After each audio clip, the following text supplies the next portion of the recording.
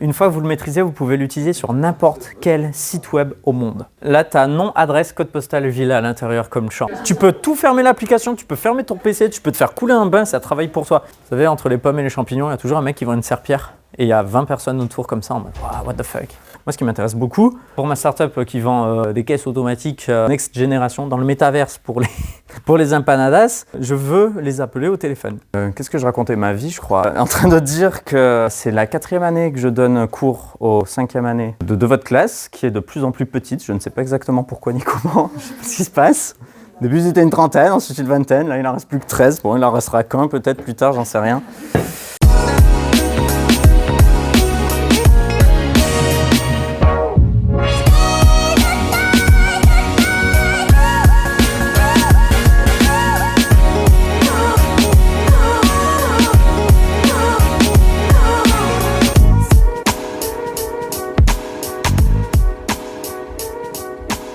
Bon, la prospection, c'est une partie de quelque chose qui s'appelle la vente. Sales, en anglais.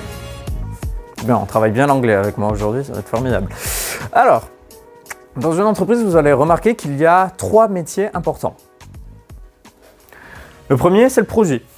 Vous vous en souvenez, c'est notre chocolat. Si vous êtes chocolatier, c'est être dans l'arrière-boutique en train de... Je sais pas, moi je vois un chocolatier faire ça, je vois pas exactement ce que fait un chocolatier. Je le vois avec une grosse marmite de chocolat en train de touiller et de mélanger je sais pas quoi. Du beurre de cacao peut-être. Deuxième chose, c'est la vente. Sales. La vente, c'est quand quelqu'un débarque dans la boutique, le mec il arrête de touiller, il sort de l'arrière-boutique, il arrive au comptoir, il fait « Bonjour monsieur, tatati tatata ». Ils font la discute, il lui donne le machin, il lui dit « Ça fait tant par CB à partir de 5 €, mais si vous en prenez un de plus, ça passe ». Alors il prend un chocolat de plus, il paye, et c'est vendu. Alors là, il y a ce truc, marketing, qui vient au milieu et on se dit, mais qui s'y fout là? Parce que ça y est, c'est terminé, le mec il a fait son chocolat, il l'a vendu. Ça s'insère où? Concrètement. Et surtout que prospection, ça va être là-dedans, ça va être dans la vente. Donc marketing, il fait quoi? En marketing, en fait, il a déjà été en place. C'est grâce à lui qu'il y a eu la vente. Qu'est-ce qui s'est passé? C'est qu'avant de commencer à faire son chocolat en arrière-boutique, le chocolatier, le matin, il a sorti une grosse ardoise qui s'ouvre en deux comme ça. Il a noté 4 chocolats achetés, 1 chocolat offert. Meilleur chocolat de Lyon. Je dis Lyon avec l'accent du Sud, c'est terrible. Je viens de Nîmes. Et il l'a posé, pouf, avec une grosse flèche comme ça, dans la rue passante où il se trouve. Là où il y a la zone de chalandise, donc la zone de chalandise, c'est là où les gens vont pouvoir venir parce qu'ils sont suffisamment proches de la boutique. Et c'est également une rue passante où on a du trafic, c'est-à-dire il se passe quelque chose, il y a des gens qui passent et ça n'a rien à voir avec le business du monsieur. Il y a juste des gens qui passent et du coup il vient capter l'attention de ces gens-là en posant une pancarte qui va produire une fois dans sa journée et qui va poser et qui va avoir un effet 100 fois, 1000 fois, 10 000 fois le nombre de personnes qui vont passer devant. Et il y a des gens qui vont rentrer. Et ça va lui générer des opportunités. Ok. C'est quoi la différence entre la vente et le marketing? Let's go. Ah, ça c'est bien une vision de marketeur. Vraiment le chef de l'entreprise, quoi, celui qui dit aux commerciaux quoi faire, etc.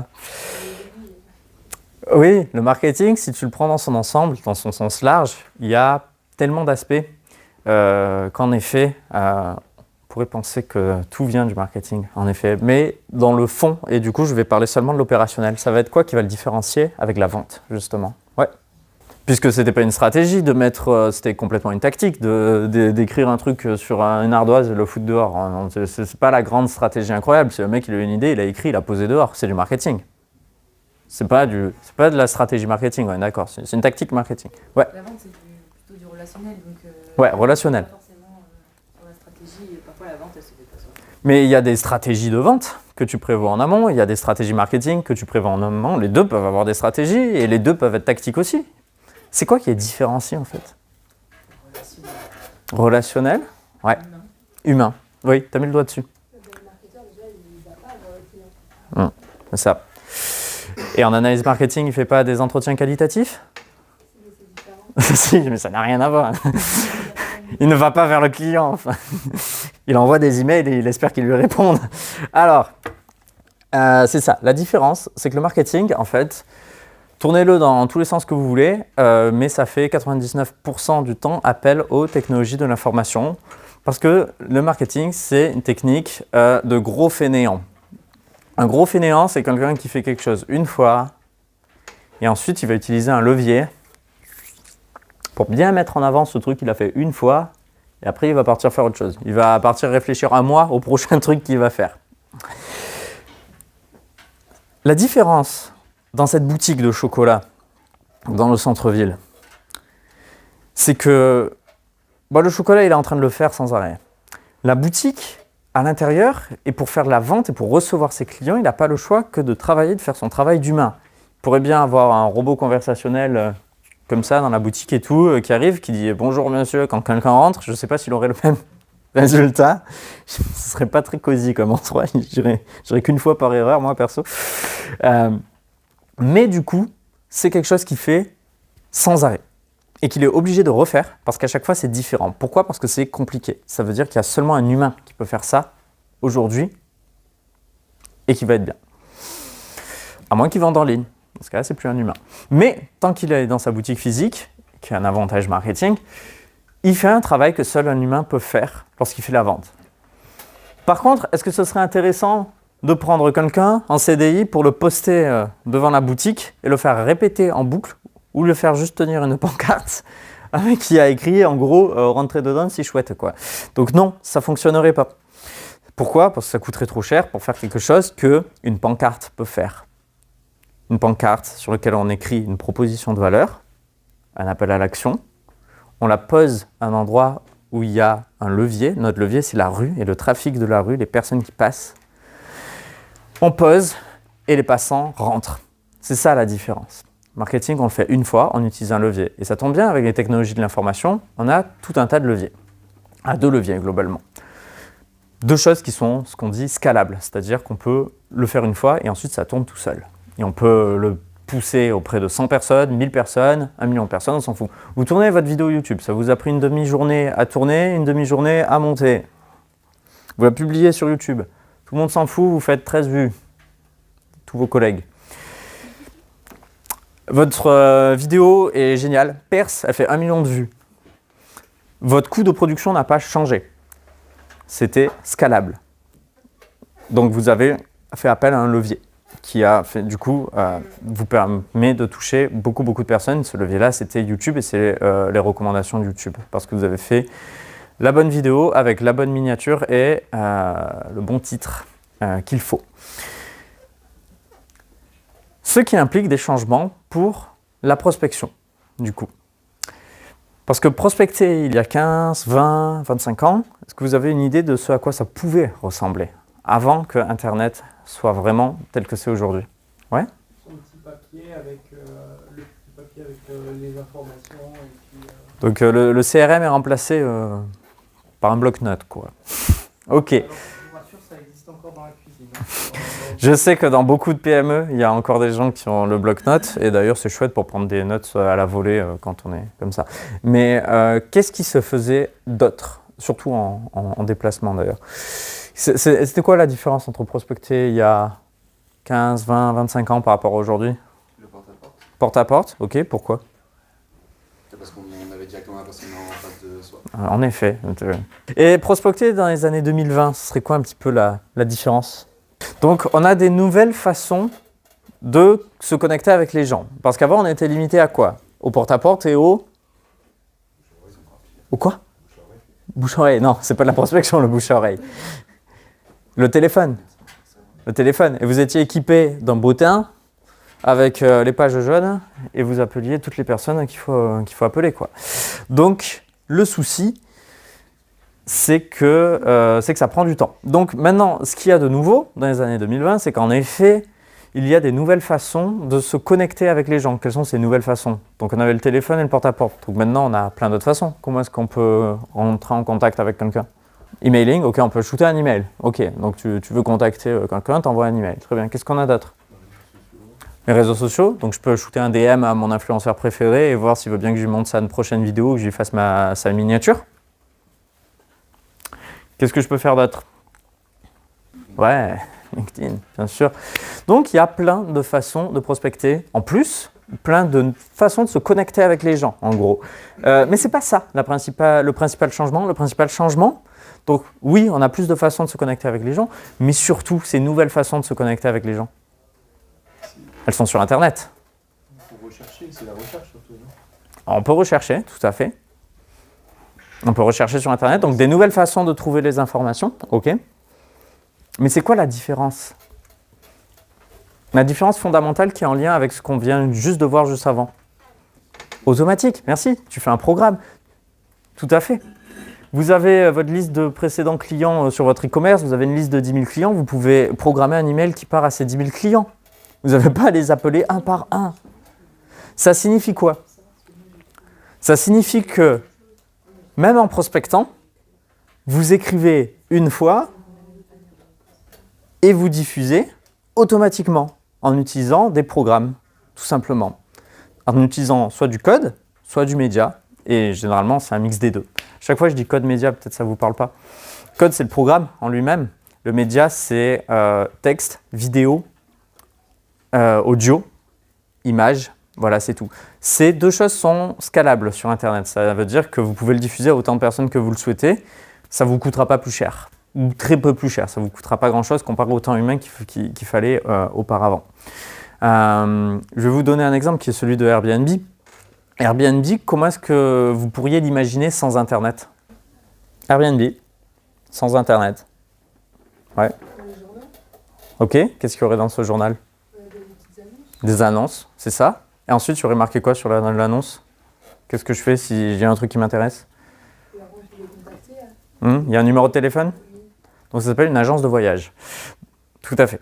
Ou une agence d'hôtel, ou peu importe. Mais en gros, c'était le travail des agences, des endroits où il y avait des bureaux, où on appelait un numéro de téléphone avec quelqu'un avec des catalogues et elle mettait en relation l'hôtel avec la personne ou la compagnie aérienne, etc. directement. Donc avant, quand il y a eu la démocratisation du téléphone, si vous vous souvenez, quand vous étiez jeune, vous avez peut-être des souvenirs de vos parents qui organisent des voyages, n'importe quoi, toujours au téléphone en gros, toujours avec une agence qui s'occupe de faire l'intermédiaire entre vos parents et le reste. Sauf que maintenant, on le fait nous-mêmes, en ligne, avec des plateformes grâce à du code, parce qu'il y a une plateforme avec du code derrière qui s'occupe automatiquement de récupérer vos informations, de vous présenter les bons médias, les bonnes photos, selon les critères que vous avez mis et les bons lieux où vous souhaitez aller pour vous trouver vos hôtels, vos machins, vos trucs, votre Airbnb, peu importe. C'est ça, la révolution. Du coup, la révolution de la prospection, ça signifie qu'au lieu de faire tout à la main et d'aller chercher vos clients en envoyant message par message, etc., vous pouvez écrire quelque chose une fois et vous pouvez du coup le diffuser. Ça ne vous fait pas penser à quelque chose, ça? Vous le mettriez dans la catégorie vente ou marketing, du coup? Si on repense au chocolatier. Admettons que vous ayez une stratégie de prospection automatisée sur LinkedIn. Vous sortez votre plume de marketeur, vous rédigez un message avec des champs personnalisés comme le nom, le secteur, j'en sais rien. Et vous diffusez votre message automatiquement et vous allez faire autre chose. C'est du marketing ou de la vente? On commence à se poser des questions parce que normalement le métier de commercial, on a dit quoi? C'était de l'humain, c'était quelqu'un qui passait du temps en boutique ou c'était quelqu'un qui était au téléphone ou quelqu'un qui se rendait sur place et qui faisait des trucs que seul un humain peut faire. Sauf que là, on est en train de faire de la vente, mais en utilisant des technologies de l'information, en utilisant des programmes de l'automatisation et du coup, on commence à utiliser un petit peu à faire de la vente sur le même modèle qu'une pancarte. On écrit un truc, on le met à un endroit et on le diffuse, quoi, le message. Qui traîne souvent sur LinkedIn, là, levez la main. Vous y faites quoi? Genre vous le scrollez le matin au lieu de TikTok, c'est quoi? Vous avez remarqué qu'il y a quoi un petit peu sur LinkedIn comme type de contenu? C'est qui les personnes qui parlent sur LinkedIn? Et sur LinkedIn, on a retrouvé également, maintenant il y a des créateurs de contenu, donc c'est très récent en réalité les créateurs de contenu sur LinkedIn, parce que l'audience sur LinkedIn est en très grosse croissance actuellement, c'est un réseau social incroyable pour le marketing. Mais à l'origine, les premières personnes qui ont commencé à publier et à faire du marketing sur LinkedIn sont des vendeurs, sont des sales. Traditionnellement, sur la vente, ça se passe comme ça. On a des actions marketing. Je vous l'ai présenté par exemple chez notre chocolatier, où on a la notoriété qui est travaillée avec la pancarte posée dedans. Une fois dedans, on est dans la boutique plus sur une action de vente, tout simplement. où on va avoir la relation. Et ça, vous regardez en B2C comme en B2B, alors, principalement en B2B, parce que maintenant en B2C, la plupart des achats se font directement soit en ligne, soit en boutique, donc il n'y a pas de vendeur qui intervient. En B2B, il y a toujours le vendeur qui intervient, le commercial au bout d'un moment. Et voici le cycle. Donc on a vraiment vos actions marketing que vous connaissez dans votre funnel, dans votre funnel de conversion, votre entonnoir, où il y a la phase de notoriété, de considération, d'évaluation. Donc ça va être le travail de communication, votre SEO, ça va être votre site web, ça va être la persuasion sur votre site web, ce qu'on appelle le Conversion Rate Optimization, pour ceux qui savent. Et puis derrière, on va avoir tout le travail sales, tout le travail commercial la personne qui va choper l'opportunité entrante, il va pouvoir lui envoyer des propositions, lui faire discuter, etc., etc., etc. Sauf qu'à partir des années 2010, on a petit à petit LinkedIn qui débarque et on a les vendeurs qui sont sur LinkedIn, qui font de la prospection sur LinkedIn, donc ils font du réseau, de la mise en contact, qui envoient des messages, etc. Ils ont une idée fabuleuse, ils vont publier organiquement, genre faire une publication, poster sur LinkedIn. Et ils vont faire des milliers de vues comme ça. Et du coup, ce qui va se passer, c'est qu'au bout d'un moment, on voit que le vendeur ne fait plus simplement un travail de vendeur, que tout d'un coup, il s'occupe de faire de la notoriété, de la communication sur les réseaux sociaux. Ils étaient tellement des génies qu'ils ont appelé ça le social selling. Donc les teams marketing, au bout d'un moment, ils se sont retournés, ils se sont dit, mais qui c'est en train de faire? C'est de mon travail, ça, tu vois? Genre, pourquoi il fait des publications sur les réseaux sociaux? C'est pas Instagram, là. Bon. Et du coup, le mec se retrouve à publier du contenu sur LinkedIn, à être vu pendant qu'il est en train de faire autre chose, et à construire des opportunités, construire de l'awareness, de la notoriété de marque, alors que ce n'est pas du tout son métier.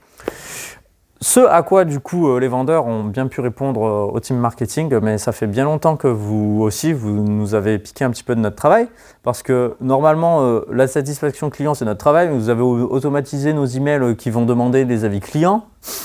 Avec votre version en ligne, en self-service, là, sur le site web, on peut acheter directement en ligne, j'ai même pas besoin d'envoyer de devis.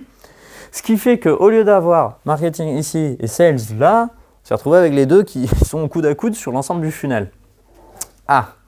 Et ça, il faut bien le prendre en compte, c'est que votre travail de marketing, il est full funnel aujourd'hui. C'est-à-dire qu'il ne s'attaque pas seulement à la notoriété, à la communication, aux phases de considération trop haut. Il descend extrêmement, extrêmement, extrêmement bas sur des phases qui vous paraissent peut-être évidentes, mais qu'il faut bien avoir en tête. C'est que le marketing va être aussi important sur votre SEO, vos articles de presse, on en parlait tout à l'heure, que sur les avis dans les réseaux sociaux, les référencements clients.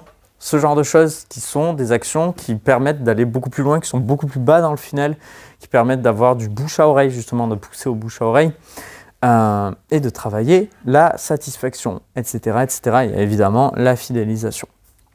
Donc, le marketeur a en effet mangé l'entreprise. Pourquoi est-ce qu'il a mangé l'entreprise? Parce que les programmes ont mangé l'entreprise. S'il n'y avait pas de site web, s'il n'y avait pas d'email automatique, s'il n'y avait pas de réseaux sociaux, le marketeur, il n'aurait jamais mangé l'entreprise, ce serait toujours le commercial qui l'aurait mangé.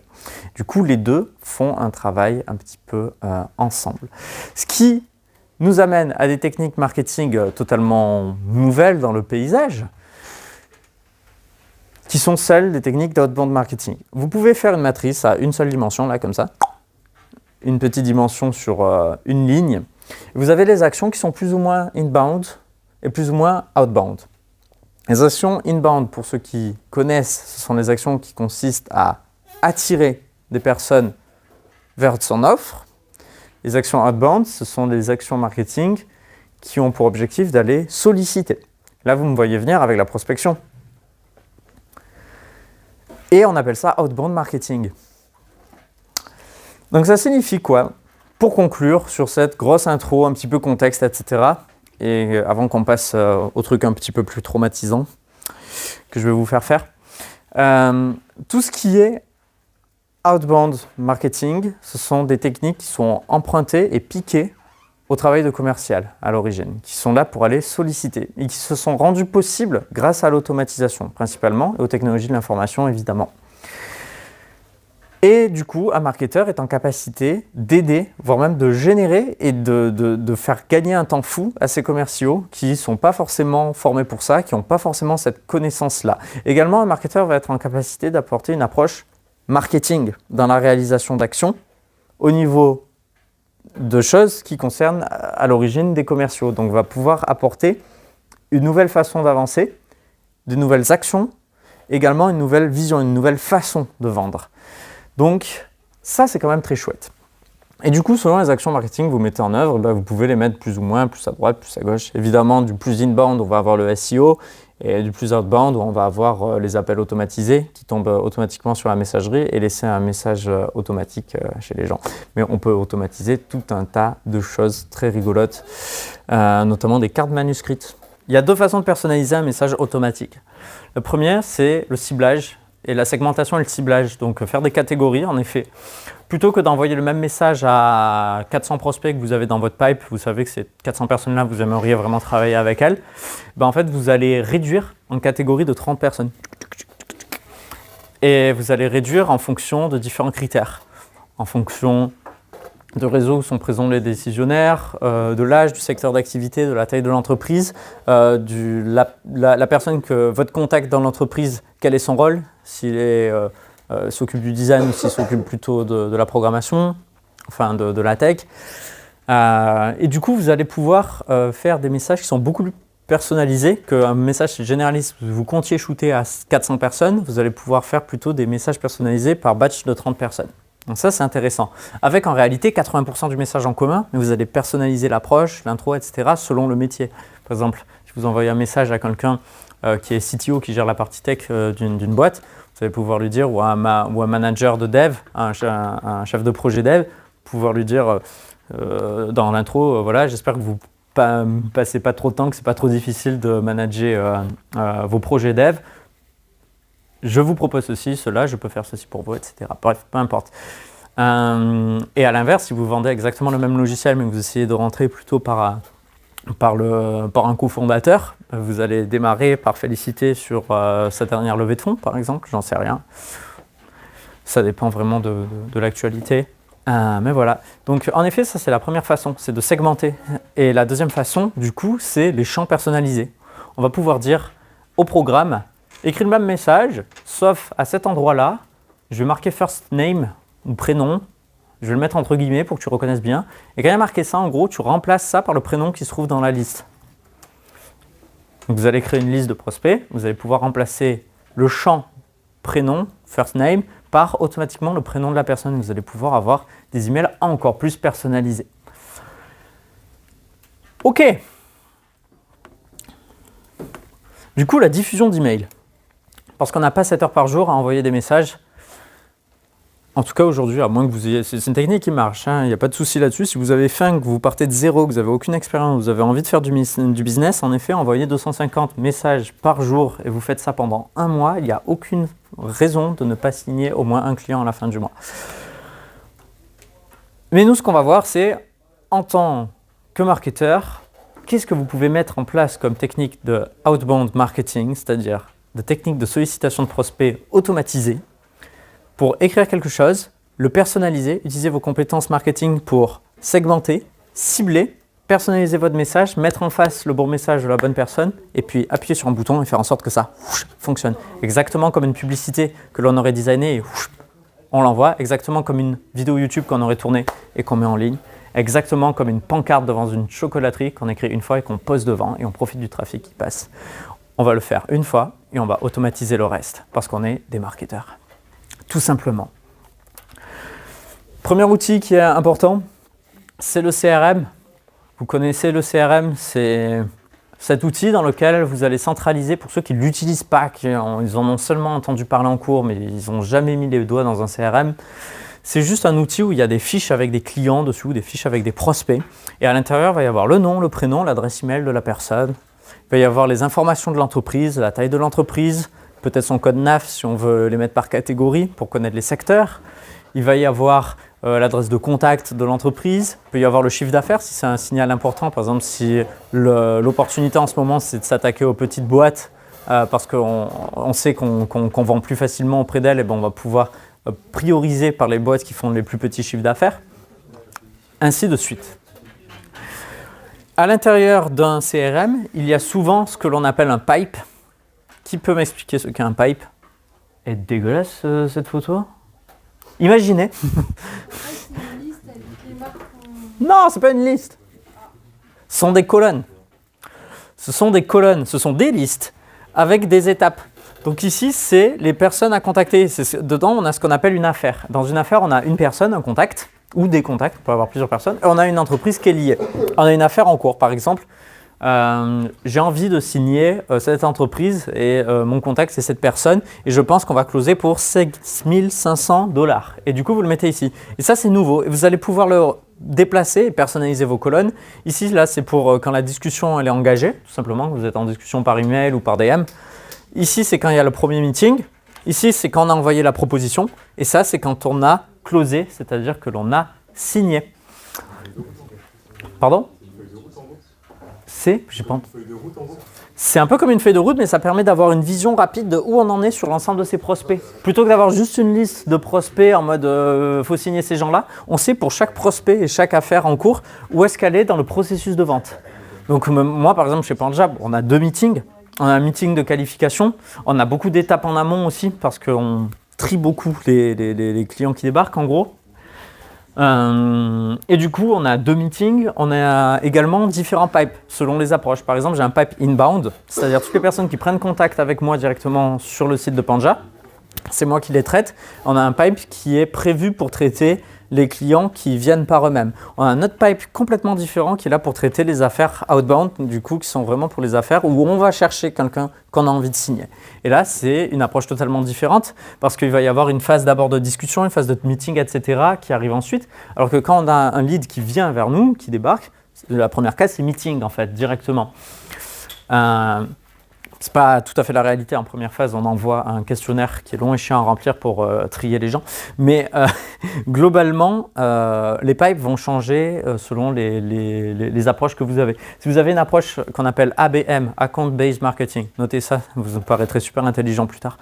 Ce sont des techniques de prospection extrêmement qui allient le marketing et les sales, en gros, et la vente, qui sont là pour signer des comptes très spécifiques. Donc, au lieu d'établir des critères et sur la base de critères une liste de prospects, on fait l'inverse. D'abord, on fait une liste de prospects et ensuite, on trouve ce qu'ils ont en commun.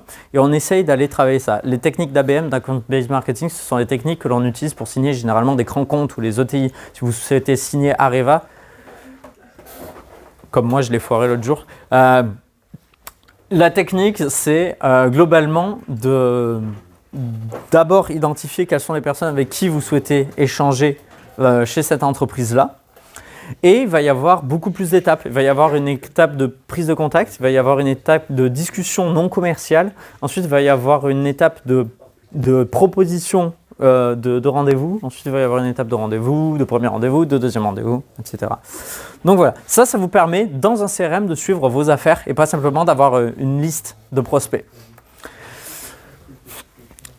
Un autre outil dont je vais vous parler, je vais vous citer l'exemple de Drop Contact, mais il existe plusieurs outils comme ça, on va en parler. Ce sont des outils d'enrichissement de données.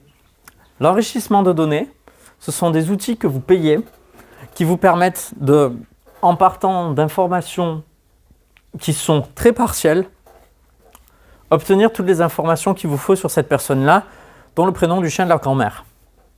Ils ont des prénoms, les chiens ? Non, ils ont juste des noms. Prénom, nom de famille. Qui donne des noms de famille à son putain de chat? Alors, donc Drop Contact, ça vous permet, donc là c'est l'exemple dans Pipedrive, une ancienne version de Pipedrive, donc ça c'est votre CRM. Vous avez noté Maxime, vous avez un email et le site web. Drop Contact va vous permettre d'automatiquement enrichir les données, faire l'enrichissement de données. Et tout ça, tout ce dont on parle depuis tout à l'heure, il s'agit de composer la fameuse liste de prospects. On voyait que le gars arrivé, lui, il tapait des hashtags, il allait chercher à droite à gauche sur le moment. Mais nous, si on veut automatiser, il nous faut une liste de prospects. Ensuite, on écrit notre message, on mixe les deux et on envoie. On a les gens à qui on doit envoyer, on a le message marketing. Il n'y a plus qu'à diffuser, à mettre dans un programme de diffusion d'emails, de diffusion de messages sur les réseaux sociaux, peu importe, mais pour faire de la prise de contact. Mais comment est-ce qu'on obtient ces emails et ces données, justement? Comment est-ce qu'on construit une liste? Pour ceux qui ont déjà construit des listes de prospects, comment est-ce que vous procédez? Maps. Google Maps. Et puis, tu récupères la liste des business, là. Et ensuite, tu vas sur les sites web, tu récupères l'email ou quoi qui sont. ça. Ouais. C'est un copier-coller. Une autre technique, c'est en gros avec la Il connaît les techniques. région Rhône-Alpes, il y a un truc. Faut le retrouver. Vous allez sortir de ce cours, vous saurez trouver les données de n'importe qui, n'importe où, n'importe comment. Si on a un nom, Hunter. Hunter.io. Oui. Formidable, Hunter. Ouais, dans les coordonnées, tu peux les récupérer. Leur vieux Gmail qu'ils ont mis quand ils étaient étudiants, tu le récupères. Tu les contacts là-dessus, ils font oh. Il y a 4 façons de récupérer des informations. Le premier, ce sont des introductions physiques. Donc quelqu'un vous dit, voici monsieur, vous dites bonjour, vous avez une carte, et il vous donne sa carte, et il y a marqué l'email dessus. Je vous avais dit qu'on est sur des techniques complètement folles. Bref, la première façon, c'est en effet de faire du réseau, de l'ingénierie sociale ou simplement être social. La différence entre les deux, c'est travailler sa sociabilité, être en capacité d'échanger avec les gens. L'ingénierie sociale, c'est plus réfléchir à des méthodes pour entrer en contact avec quelqu'un en passant par des événements sociaux, en passant par simplement de la discussion. Donc ce sont des choses qui sont indispensables, par exemple, si on veut avoir un entretien avec un Premier ministre ou un président d'université ou avec un président de la République. Ou avec un dirigeant du CAC 40 également, ou avec un responsable de la French Tech, ou avec, bref, vous me suivez. Il y a des gens, il n'y a pas d'autre choix pour les avoir que de réfléchir et de se rendre au lieu où ils vont et de rencontrer leur entourage et de se faire présenter par la suite. Et il y a des gens qui font ça, c'est leur métier. Deuxième technique, acheter des données. Acheter des données, il y a 2 grandes catégories. La première catégorie, ce sont acheter des listes d'emails. Acheter une liste d'emails, il y a plein de sites web. Et c'est parfois, dans 99% des cas, je ne recommande pas d'acheter des listes d'emails. Mais dans 1% des cas très particuliers, faites-le. Et je vais vous donner un site qui est absolument incroyable. C'est ma pépite parce que le site est particulièrement moche, il fait peur aux gens. Et moi, je sais que c'est un bon site. Et du coup, je vais vous le partager, comme ça vous l'avez. C'est Bazimails avec un S à la fin. Je vérifie parce qu'il y a Bazimails sans. Voilà. Vous voyez comme il fait peur ? Ce site web est incroyable si vous souhaitez récupérer des emails que vous trouverez nulle part ailleurs. Et je commence par le nulle part ailleurs. Vous allez me dire c'est quoi nulle part ailleurs ? Vous allez rapidement comprendre quand je vais vous donner les autres exemples. Mais globalement, si vous souhaitez des emails de cours de tennis, vous pouvez le trouver ici. Si vous souhaitez des emails de professions libérales, de personnes travaillant dans des professions libérales, vous pouvez le trouver ici. Si vous souhaitez également des emails, vous voyez là, pour des allergologues, c'est extrêmement précis. C'est le type d'endroit où vous aurez les données les meilleures. Alors c'est une toute petite liste, vous voyez, il y a moins de 400 emails. Ensuite, vous avez tous les médecins, si vous voulez. Je ne vois pas trop l'intérêt. Mais c'est catégorisé à l'intérieur du fichier. On a les différentes typologies de médecine. Donc, ça vous permet déjà de cibler. Et justement, on me demandait comment je fais pour personnaliser mon approche. Vous pouvez personnaliser votre approche selon déjà la personne, si elle est spécialiste de chirurgie de la main ou chirurgie de la face et du cou. Très bien, c'est le vrai nom. Ok. Chirurgien de la face, j'adore. Ah oui, c'est payant. Là, le concept, c'est d'acheter. Là, sur les bases en ligne qui sont toutes prêtes, comme celle-ci, il faut acheter. Également, si vous souhaitez, moi, j'avais trouvé les ports maritimes, il me semble. Ou les ports. Alors, aéroports, ports maritimes et ports fluviaux, 20 €. Et du coup, pour un client, il y a longtemps, qui vendait de l'équipement pour des ports, ça a été notre go-to win. Qui nous a coûté peanuts et qui nous a généré pas mal d'opportunités. Donc, tous les trucs un petit peu chelous que vous n'allez jamais trouver sur LinkedIn, en fait, c'est là que vous allez trouver, vous trouverez les mairies aussi. Ouais. Est-ce qu'on peut double-crosser des listes, c'est-à-dire par département plus par activité ? Oui, parce que toutes ces listes qui sont sur Bazimails, la plupart du temps, elles sont rangées par département. Ce qui nous permet, là il y a seulement les ports de plaisance et là seulement les transports maritimes fluviaux, c'est stylé. Il y a des jolies catégories, franchement c'est stylé, donc on peut bien tout voir. Administration typiquement, si vous voulez, les collèges ou les mairies, les assistantes sociales, eh bien ça se trouve, ça se vend. Et oui, du coup à l'intérieur, selon les listes, il y a les départements, ce qui vous permet du coup de cibler par département et de personnaliser votre approche. Mais tu as les départements à l'intérieur là, il n'y a pas de souci. Là tu as nom, adresse, code postal, ville à l'intérieur comme champ. Donc tu mets un filtre, code postal, Tu as toutes les personnes de la région si tu veux. C'est un PDF, c'est quoi? C'est un fichier Excel, c'est un CSV ou un Excel. Voilà. Voilà, donc les emails, je ne recommande pas d'acheter des bases d'emails. Je recommande de les acheter seulement pour les trucs qu'on trouve nulle part ailleurs, notamment nulle part sur LinkedIn. Donc certains secteurs, le secteur public, certains trucs un petit peu particuliers, les indépendants type métiers libéraux, qui sont trop restreints, que l'on ne va pas trouver facilement sur LinkedIn. Voilà. Par contre, pour tout ce qui est entreprises, start-up, plus grosses entreprises, vous pourrez évidemment trouver sur LinkedIn, particulièrement les grands groupes, là où LinkedIn va être évidemment le plus pertinent. Là, vous ne trouverez rien de ce qu'il vous faut. Par exemple, si vous voulez tous les Chief Marketing Officer et les responsables marketing de toutes les startups qui ont entre 50 et 150 salariés dans la région parisienne plus lyonnaise et qui travaillent dans le secteur de la tech et du médical, eh ben, vous êtes en incapacité de faire ça ici. Par contre, vous êtes en capacité de le faire sur LinkedIn, mais on en parlera dans un second temps. Donc, vous avez deux options pour acheter les données, soit les listes d'emails, et le deuxième sujet, c'est l'enrichissement. L'enrichissement de données, c'est quand vous avez déjà des informations, par exemple le nom, le prénom de quelqu'un, l'entreprise, mais il vous manque des informations, notamment le nom de son chien. Et vous souhaitez vraiment avoir plus d'informations sur lui, plus d'informations sur sa société, vous souhaitez avoir son email, vous souhaitez avoir le numéro de téléphone de la société, également vous souhaitez avoir le chiffre d'affaires de la société. Et dans ce cas-là, vous n'avez pas le choix, il va falloir faire de l'enrichissement de données. Et pour ça, vous avez plein d'outils qui vous permettent de faire ça. Le premier, c'est bien évidemment Drop Contact, qui permet de faire ça. Et globalement, en fait, ça vous permet, on voit à nouveau l'exemple, d'avoir de l'enrichissement de données sur la base de pas grand-chose, en fait, sur la base du nom, du prénom et simplement de l'entreprise ou du site web de la personne où est-ce qu'elle se trouve. Et ça vous permet directement d'aller chercher l'information. Il y a un autre outil qui s'appelle Hunter,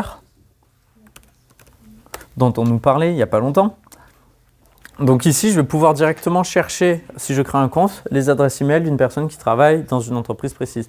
Qui a une entreprise là dans laquelle il y a plus de 20 ou 30 salariés, j'en sais rien. Ouais? C'est quoi? Le CTC? Juste CTC? C'est quoi le site web? Le site web de CTC, c'est quoi? .com? Je vérifie. Donc on va tout de suite mettre à l'épreuve.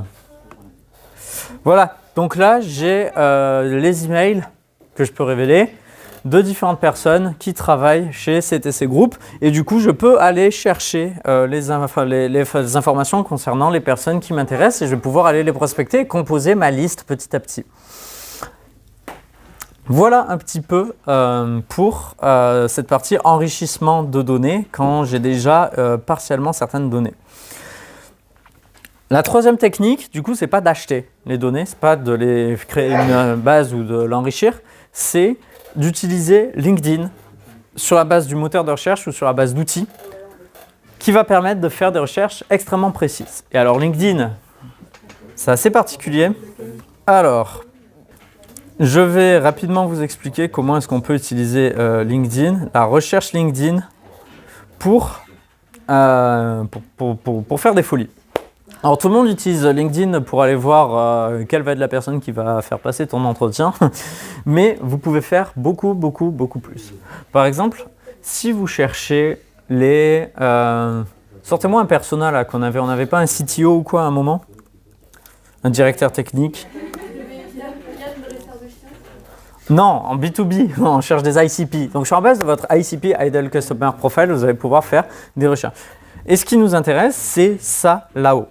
Déjà, on va dire que je recherche des personnes et pas des entreprises, parce que de toute façon, c'est des personnes avec qui je vais rentrer en contact. Déjà, je peux chercher des personnes avec qui je suis plus ou moins en relation, si sont dans le troisième cercle, dans le second cercle ou dans le premier, des personnes avec qui je suis connecté.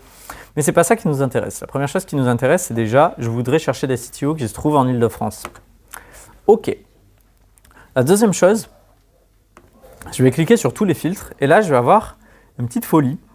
Je vais avoir pas mal d'informations intéressantes. Déjà, si je veux tous, par exemple, les responsables techniques et directeurs techniques d'un groupe, je peux directement cliquer chez Orange et je peux voir tous les directeurs techniques de chez Orange. Mais ça ne m'intéresse pas. Ça, ce serait intéressant d'une stratégie account-based marketing où j'ai déjà mis Orange dans ma cible et je sais que je veux signer Orange. Là, ce n'est pas le cas. Là, on essaie de composer une liste d'entreprises qui correspondent à nos critères.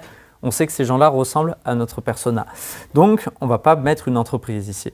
On va mettre le secteur d'activité. Par exemple, je veux toutes les personnes qui sont, on va dire, dans le développement de logiciels, puisqu'on est dedans. On veut des gens qui ont une langue du profil en français. Et on veut des gens qui sont dans le développement web. Et là, vous allez pouvoir taper directement les différentes ce que vous cherchez, tout simplement. Mais on va partir là-dessus, c'est déjà pas mal. Donc en Ile-de-France, toutes les boîtes qui sont dans le développement de logiciels, qui parlent français et dont la catégorie de service est le développement web, on va pouvoir afficher. Alors je peux directement chercher un poste et c'est parfait. Je cherche des CTO et on va pouvoir afficher les résultats. Et là, ça commence à devenir intéressant.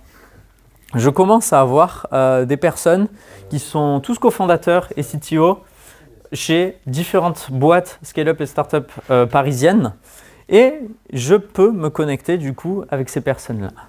Alors, je ne suis pas obligé de me connecter un à une avec toutes ces personnes-là parce que ce n'est pas forcément pour LinkedIn que je vais l'utiliser. Je veux composer une liste de ces personnes-là qui ressemblent à mon ICP, à la personne que je cherche.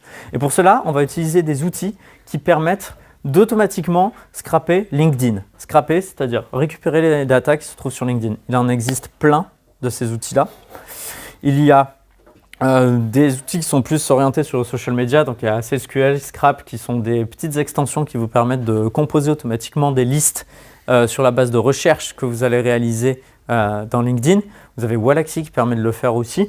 Vous avez des outils qui sont plus intermédiaires comme Phantom Buster qui vous permettent de scraper plein de choses différentes, qui récupèrent de la donnée sur des réseaux sociaux, mais également sur le web, notamment sur Google Maps, pour ceux qui cherchent des trucs sur Google Maps. Et vous avez ParseHub qui permet de scraper à peu près n'importe quel site, n'importe comment, parce que c'est vous qui le paramétrez exactement comme vous voulez, mais il existe des tas d'outils qui permettent de récupérer des données en ligne. Qui ne voit pas du tout de quoi je parle quand je dis scraper? En ligne, récupérer des données qui sont dans votre navigateur et le faire de façon automatique et pas manuelle en notant sur un papier au fur et à mesure ou en copiant-collant. Le but étant de récupérer ces informations automatiquement. Et quelles informations je veux récupérer? Eh bien, je veux récupérer tout simplement le nom, le prénom, le nom de la société, le lien du profil LinkedIn. Et on est bien parti, non, avec tout ça dans mon CRM pour chaque personne? Non? J'aurai et le titre de poste, donc j'ai le nom, le prénom de la personne, j'ai l'adresse, le lien vers son URL LinkedIn, j'ai son poste, le nom de l'entreprise où il travaille. C'est un début. Et bien, une fois que j'ai composé cette liste-là, je peux par exemple la passer dans Drop Contact, qui est un outil d'enrichissement de données. Et sur la base de ça, je vais pouvoir récupérer son adresse email, plus d'informations sur sa compagnie, plus d'informations sur lui, plus d'informations sur son poste, etc., etc. Pour scraper, je vous ai dit, vous avez différentes typologies d'outils que vous pouvez utiliser. Je vais vous en présenter un qui s'appelle Phantom Buster. Phantom Buster, c'est un outil qui vous permet globalement de scraper à peu près n'importe quoi. Instagram, LinkedIn, Google Maps. Et c'est stylé, je vais vous montrer rapidement ce qu'il permet de faire sur LinkedIn, par exemple. Il a ici, ça s'appelle un Phantom du coup, en gros c'est un flow, c'est un workflow, qui s'appelle LinkedIn Search Export. Et si je clique sur Use this Phantom, il va m'expliquer, non, il va me dire de me connecter. Mais si je clique là, il va me dire en gros ce que je donne à LinkedIn, il va me donner ce que j'obtiens. Donc ce Phantom-là, je lui donne mon accès à LinkedIn et une page d'un search, en gros. Donc ça veut dire, par exemple, je lui donne cette page-là, directement. Et lui, il va me sortir plein de choses. Il va me sortir toutes ces informations-là dans ma liste. Il va me sortir l'URL, le nom complet, le prénom, le nom de famille, le job, la localisation, les infos additionnelles, les certifications qu'a passé la personne, son job précédent, et c'est tout. C'est les seules choses intéressantes qu'il va pouvoir nous sortir. C'était un exemple, mais du coup, il y a tout un tas d'automatisations. Par exemple, ici, on peut automatiser sur la base d'un search, donc d'un résultat de recherche, faire en sorte qu'il ajoute automatiquement les personnes. Ici, une fois qu'on a contacté quelqu'un, ce que permet de faire ce flow, en fait, c'est de directement diffuser des emails. Donc, on connecte son LinkedIn à ce fantôme-là, et sur la base de ça, il permet automatiquement de diffuser des messages dans LinkedIn, pas des emails, directement des messages à l'intérieur de LinkedIn automatisés. Donc, en gros, il permet de faire automatiquement ce que vous n'avez plus à faire manuellement. Alors, il ne faut pas prospecter avec Sendinblue. Parce que c'est un outil de messagerie marketing. Ça signifie que ça permet d'envoyer des messages à des personnes qui communiquent avec ta marque déjà et qui se sont inscrites. En gros, ce que font Mailchimp, Sendinblue et ces outils-là de diffusion d'email marketing, c'est qu'ils envoient depuis leur propre serveur, en gros. Et du coup, ils ont naturellement une délivrabilité qui est très faible, surtout si vous contactez quelqu'un qui n'a jamais été contacté par la marque précédemment. Donc, lorsque vous envoyez des emails pour faire de la prospection et de la prise de contact, il ne faut pas utiliser ces outils-là, ces outils marketing. Il faut utiliser des outils de diffusion d'email qui se connectent sur ta propre adresse email et qui simulent l'envoi comme si c'était toi qui l'envoyais depuis ton propre email. Et je vais vous donner plein d'outils après. Et notamment l'Emlist, Walaxy. Si vous voulez scraper juste un seul profil, d'ailleurs, on peut.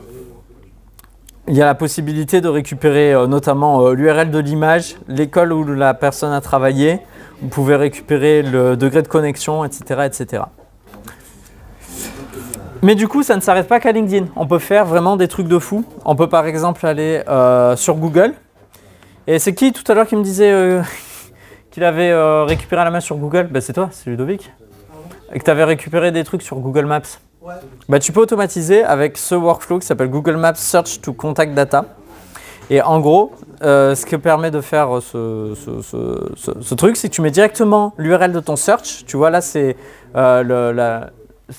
l'URL qui apparaît une fois que tu as fait ta recherche dans Google Maps. Tu la colles là-dedans, tu spécifies le nombre de résultats que tu veux, et lui-même, il va aller chercher toutes les informations des fiches Google My Business. Donc, il va aller récupérer email, numéro de téléphone, profil Facebook, profil Instagram, profil Twitter, profil LinkedIn, profil YouTube. Tu aurais gagné beaucoup de temps. Ça, c'est sûr et certain. Donc, vous voyez que petit à petit, il y a des outils qui sont très simples à utiliser, qui vous permettent de faire des trucs de dingo. Ouais. Tu peux l'utiliser le plan gratuit, tu peux faire beaucoup de choses sur le plan gratuit. Et ensuite, tu payes au fantôme. On va regarder les tarifs. 2 heures d'exécution par jour. Vous allez me télécharger un outil qui s'appelle ParseHub et vous allez vendre une solution B2B au restaurant. Et pour vendre la solution B2B au restaurant, vous avez besoin de construire une liste. Et pour construire une liste, j'aimerais que vous me trouviez ces éléments de restaurant à Lyon. Je veux le nom du restaurant, l'adresse, le numéro de téléphone, l'email, le nombre d'avis, le type de restaurant et la fourchette de prix dans une liste. Non, vous le faites pour 400, 500 ? Il faut mettre l'application. Let's go. Voici l'interface à quoi ressemble ParseHub. En gros, c'est un navigateur dans lequel vous pouvez naviguer sur Internet. Vous allez vous rendre sur TripAdvisor et vous allez pouvoir utiliser la différence en fait avec ParseHub, c'est qu'à gauche, vous allez pouvoir mettre en place un algorithme où vous allez lui indiquer où cliquer sur la page et où récupérer les données. Ce qui va vous permettre en bas petit à petit d'avoir le nom, le téléphone, l'adresse, le code postal, le nom, le pays, le type de nourriture que c'est, le price range, le classement, le nombre d'avis, la note, le price range, mais pas avec des euros, mais avec des vrais nombres, et l'email. Ensuite, on fait tourner tout ça, et on se retrouve avec ce type de document, qui ressemble un petit peu à rien. Là, il y a des choses à mettre propres. Là, vous voyez les adresses email, il y a marqué subject, égal, machin, etc. Le truc, c'est que vous êtes des gros marketeurs, il n'y a personne qui a fait un DUT en informatique avant de venir ici. Et quand vous voyez ça, c'est de wizardry. Genre, vous voyez pas comment est-ce qu'on fait. C'est de la magie, quoi. Dans 1 heure, vous savez faire ça. Je dirais même plutôt dans 45 minutes. Sur la base de n'importe quel site web. C'est-à-dire, on ne va même pas utiliser un truc qui est pensé pour TripAdvisor ou un truc qui est pensé pour... c'est trop facile. On va utiliser ParseHub sur lequel, d'abord, étape 1, je vais créer un nouveau projet. Une fois que j'ai fait cette première étape, je vais me rendre directement sur le site web qui m'intéresse. Donc moi, ce qui m'intéresse, c'est les restaurants à Lyon, bien sûr. TripAdvisor, restaurant Lyon. Ok, les 10 meilleurs restaurants, très bien. C'est la fameuse page en fait où on a tous les restaurants qui sont classés en top 10. 11, 12, 13, voilà. Il y en a combien? Il y en a 30 par page. Et ensuite, on a 6 pages, minimum. Donc moi, ce que je veux, c'est des informations sur tout ce petit monde. Donc je vais démarrer le projet sur la base de cette page web. Une fois que j'ai démarré, on va utiliser 2 fonctionnalités que l'on va automatiser dans ce navigateur. La première fonctionnalité que l'on va automatiser, c'est l'exploration, la détection d'éléments sur la page web. Donc d'abord, la première fonction qu'on va utiliser, c'est la fonction qui s'appelle select, en gros. Donc on va créer un select et en gros, on va cliquer sur les informations qu'il nous vaut. Donc vous connaissez comment ça fonctionne. TripAdvisor, c'est une liste. Quand on clique sur le nom du restaurant, on va dans la page du restaurant. Bon, déjà, la première chose qu'il faudrait faire, c'est sélectionner la liste des restaurants et essayer d'expliquer à ParseHub c'est quoi la liste de restaurants. Et voici comment ça se marche, ça fonctionne. Une fois qu'on a créé notre sélection, du coup, je vous remonte, c'était juste là, select. Une fois qu'on a ça, on va pouvoir cliquer sur ce qu'on souhaite sélectionner. Ça, c'est le premier, Empanadas Club. Il sélectionne 2 choses. Il sélectionne le nom, c'est-à-dire le texte, et l'URL qui est derrière. Vous savez où mène cette page web? C'est la page web quand on clique, donc c'est la page web du restaurant. Sauf qu'on ne veut pas juste un, on veut toute la page. Donc je vais cliquer sur le deuxième, et ça y est, il a compris. En cliquant 2 fois, il a compris qu'en réalité, il a reconnu quels étaient les éléments que je voulais. Et regardez ma preview en dessous, j'ai déjà la liste. J'ai seulement les 5 premiers parce que c'est une preview, tout simplement. Je peux cliquer sur Show More Data ici si je veux en charger plus. Là, il m'a tout chargé. Mais j'ai déjà 2 choses intéressantes. J'ai le nom, on va pas aller très loin, mais bon, j'ai le nom et j'ai l'URL. Très bien. C'est pas la seule chose que je veux. Je veux rentrer à l'intérieur de cette page parce que sur ma page Empanadas Club, je vais retrouver le numéro de téléphone, je vais retrouver l'email, je vais retrouver le site web, etc. Et ça m'intéresse. Je n'ai pas accès là. C'est sur la page. Donc je vais utiliser une deuxième fonctionnalité sur ma sélection. Donc là, vous voyez, c'est ma sélection 1, on a 30 éléments. Donc ce sont bien nos 30, comme vous le savez, ce sont bien nos 30 restaurants de cette première page. Donc sur cette sélection, je vais ajouter une action. Et l'action, ça va être clic. Parce que je veux cliquer. Il va me poser une question là. Écoutez bien, c'est très important. Il va me demander, est-ce que c'est un bouton Next Page? Est-ce que c'est un bouton pour aller à la page suivante? Vous savez ce que c'est ces boutons? En bas de cette page-là, en bas de cette page, il y a un bouton suivant qui permet d'aller à la page 2. Non, ce n'est pas un bouton suivant. C'est un bouton qui nous permet d'entrer en gros sur une page qui nous intéresse. Donc je vais dire non, ce n'est pas un Next Page button. Et je vais créer un nouvel algorithme, un nouveau workflow pour cette nouvelle page web, parce que je vais ouvrir une nouvelle page, donc il va falloir faire des actions. Donc je vais appeler ça page-restaurant. Ça va jusqu'ici, je crée le template, il va m'ouvrir cette page d'Empanadas Club. On va, du coup, désormais vous voyez, on a 2 choses ouvertes. On a cet onglet avec notre sélection qui récupère le nom, qui récupère l'URL et qui clique sur chacun de nos 30 sélections.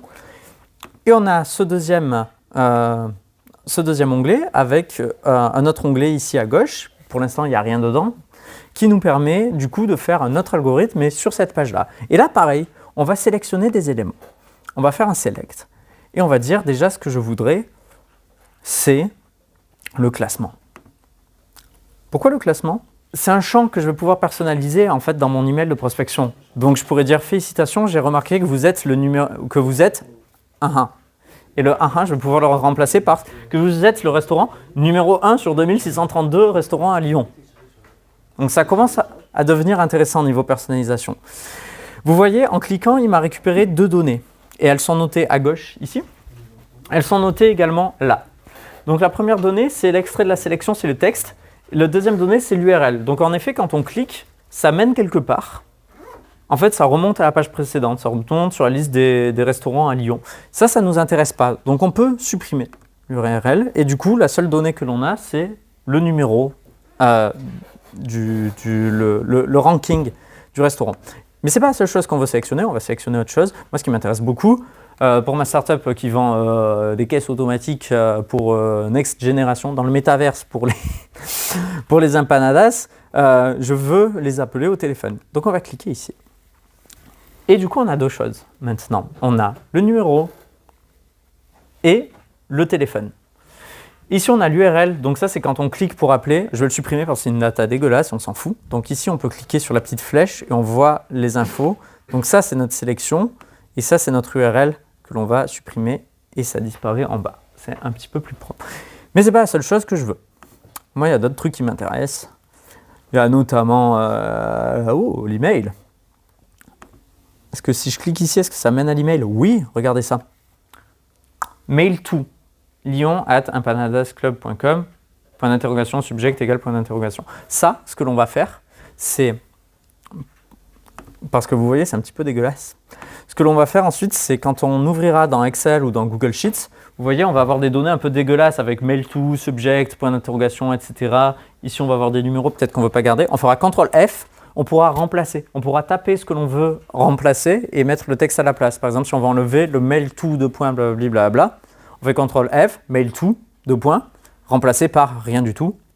Et ensuite, la data, elle est propre. Automatiquement, ça vient dans votre Google Sheets ou dans votre Excel, ça vient enlever tous les trucs qui servent à rien et garde seulement ce que vous avez décidé de garder. Demi-tour sur ParseHub. Pareil ici, vous voyez, j'ai récupéré des trucs qui ne sont pas forcément intéressants. J'ai l'URL où j'ai bien le numéro de l'email, mais j'ai un premier truc, sélection 4, qui est vide. Donc je vais le supprimer ici, là-haut. Tout simplement. Et je commence à avoir des informations qui m'intéressent, tout va bien, je suis content. Je vais retourner du coup sur notre template principal, donc on revient sur la page parente, parce que pour chacune, du coup, il va sélectionner nos 30 éléments, il va extraire le nom, l'URL, il va cliquer pour chacune, donc il va faire le travail pour tous, mais ce n'est pas tout ce que je veux qu'il fasse. Je veux qu'il fasse une dernière action, je veux qu'il fasse, je sais qu'il clique, pardon, d'abord il faut que je sélectionne autre chose qui m'intéresse, je ne veux pas récupérer juste les 30 premiers, moi je veux tout. TripAdvisor. Je vais sélectionner ce suivant là qui m'intéresse, je vais appeler ça suivant. Et je vais mettre une action sur cette sélection, je vais mettre un clic. Là il me dit, est-ce qu'il s'agit d'un bouton Next Page? Oui. Et il va me demander combien de fois que je veux que ça se répète. Si vous laissez 0, c'est infini, donc il va faire ça tout le long, tant qu'il y aura des pages. Et je fais Repeat Current Template, ça signifie qu'à chaque fois qu'il va cliquer sur Next en bas, il va répéter l'ensemble de l'algorithme de 0. Et du coup, ce que je vous propose, c'est qu'on clique sur Get Data, qu'on fasse un test run, et qu'on regarde un petit peu ce qui se passe. Let's go. Donc là, il va le faire manuellement sous nos yeux. Si vous ne faites pas un test run, si vous faites un run complet, ça se passe côté serveur. Donc vous pouvez fermer ParseHub, vous pouvez aller prendre une douche, vous pouvez bosser sur l'écriture de vos emails, ça travaille pour vous. Et vous gagnez un temps de dingue. Voilà. Et petit à petit, vous voyez ce qui se passe. Là, il est allé sur la page. Il est en train de récupérer là, le numéro. Hop. Et vous voyez petit à petit là, ce qui est en train de se passer. Exact. J'ai oublié de récupérer le site internet. Et bien là, ça y est. Là, il va cliquer sur le deuxième. Le nombre de fois où vous avez perdu du temps, sachant que ça, vous pouvez le faire. Je vous ai montré la solution la plus versatile, la plus généraliste, parce que vous pouvez le faire sur n'importe quel site web. Mais le site que je vous ai montré, Phantom Buster, juste avant, permet de faire ça sans avoir à configurer, parce qu'ils sont déjà tout configurés. Ça se passe côté serveur, juste vous mettez votre lien LinkedIn, votre n'importe quoi, il vous le génère. Et regardez ce qu'on est en train de créer.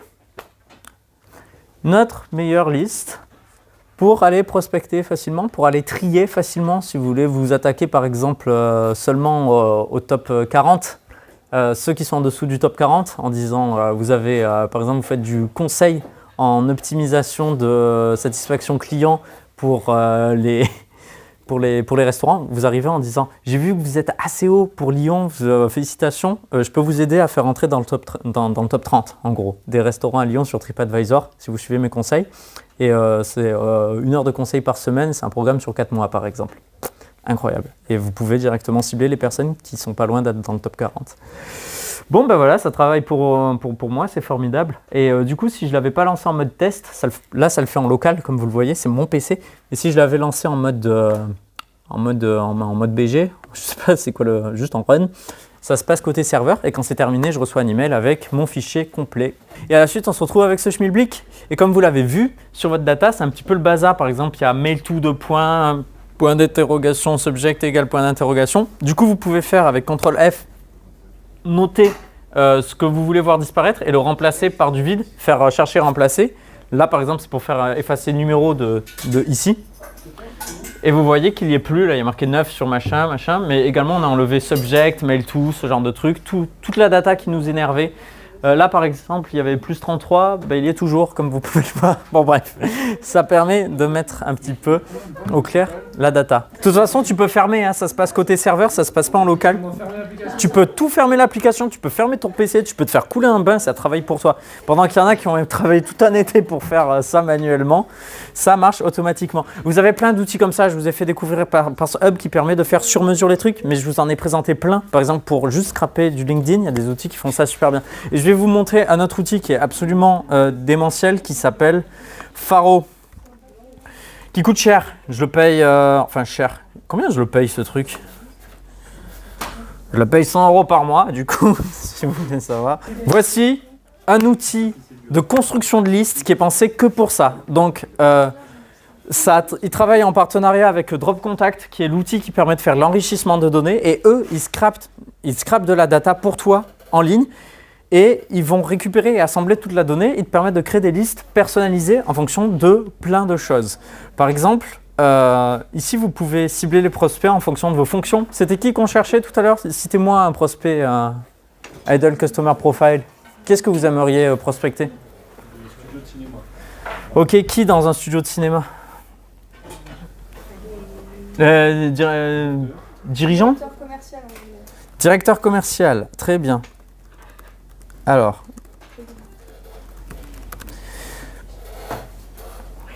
Ah, responsable vente, collaborateur vente. Alors, directeur vente, parfait. Ensuite, les catégories d'entreprises. Et c'est là que c'est génial. Vous pouvez chercher par thème, donc des entreprises dans l'électroménager ou quoi, ou directement par l'activité un peu plus précise, donc commerce de gros, commerce en ligne, etc. Vous avez les codes NAF pour ceux que ça parle. C'est les fameux codes qui vous permettent de catégoriser précisément les styles d'entreprise. Et vous avez autre chose qui va vous péter le cerveau. Ce sont les filtres magiques. Avec les filtres magiques sur Faro, vous pouvez cibler les entreprises si elles sont en B2C ou B2B, même si ce n'est pas exhaustif. Mais surtout, vous pouvez regarder en fonction d'indicateurs de croissance. Par exemple, les boîtes qui sont en augmentation de capital, ou si vous êtes à la recherche d'une nouvelle alternance, vous en avez plein les fesses de l'alternance que vous avez actuellement, vous pouvez aller chercher des boîtes qui recrutent, tout simplement.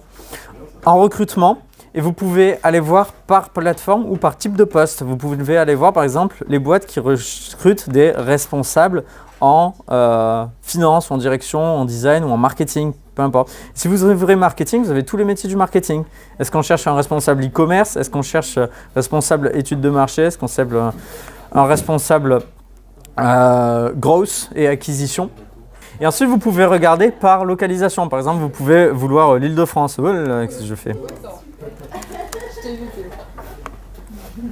Vous pouvez voir si c'est le siège de l'entreprise ou le lieu de travail du salarié. Et enfin, la taille. Vous voulez seulement travailler dans les boîtes qui ont plus de 50 salariés, pas de souci.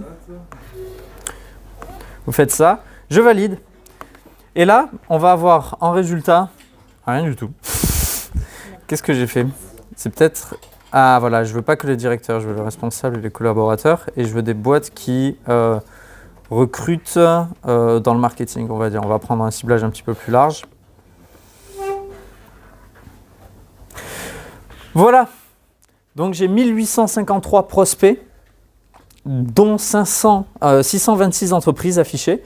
J'ai leur profil LinkedIn, je peux les ajouter à ma liste, j'ai le site web, j'ai toutes les informations de l'entreprise. Et si j'ai une entreprise qui me plaît ou une entreprise dans le style où j'aimerais bien travailler, eh bien, je peux directement regarder quel est le ciblage de Renault. Et là, ça me permet de récupérer quels sont les filtres qui me permettent de cibler les entreprises qui sont comme Renault. Donc l'activité, c'est commerce et voiture, thème automobile.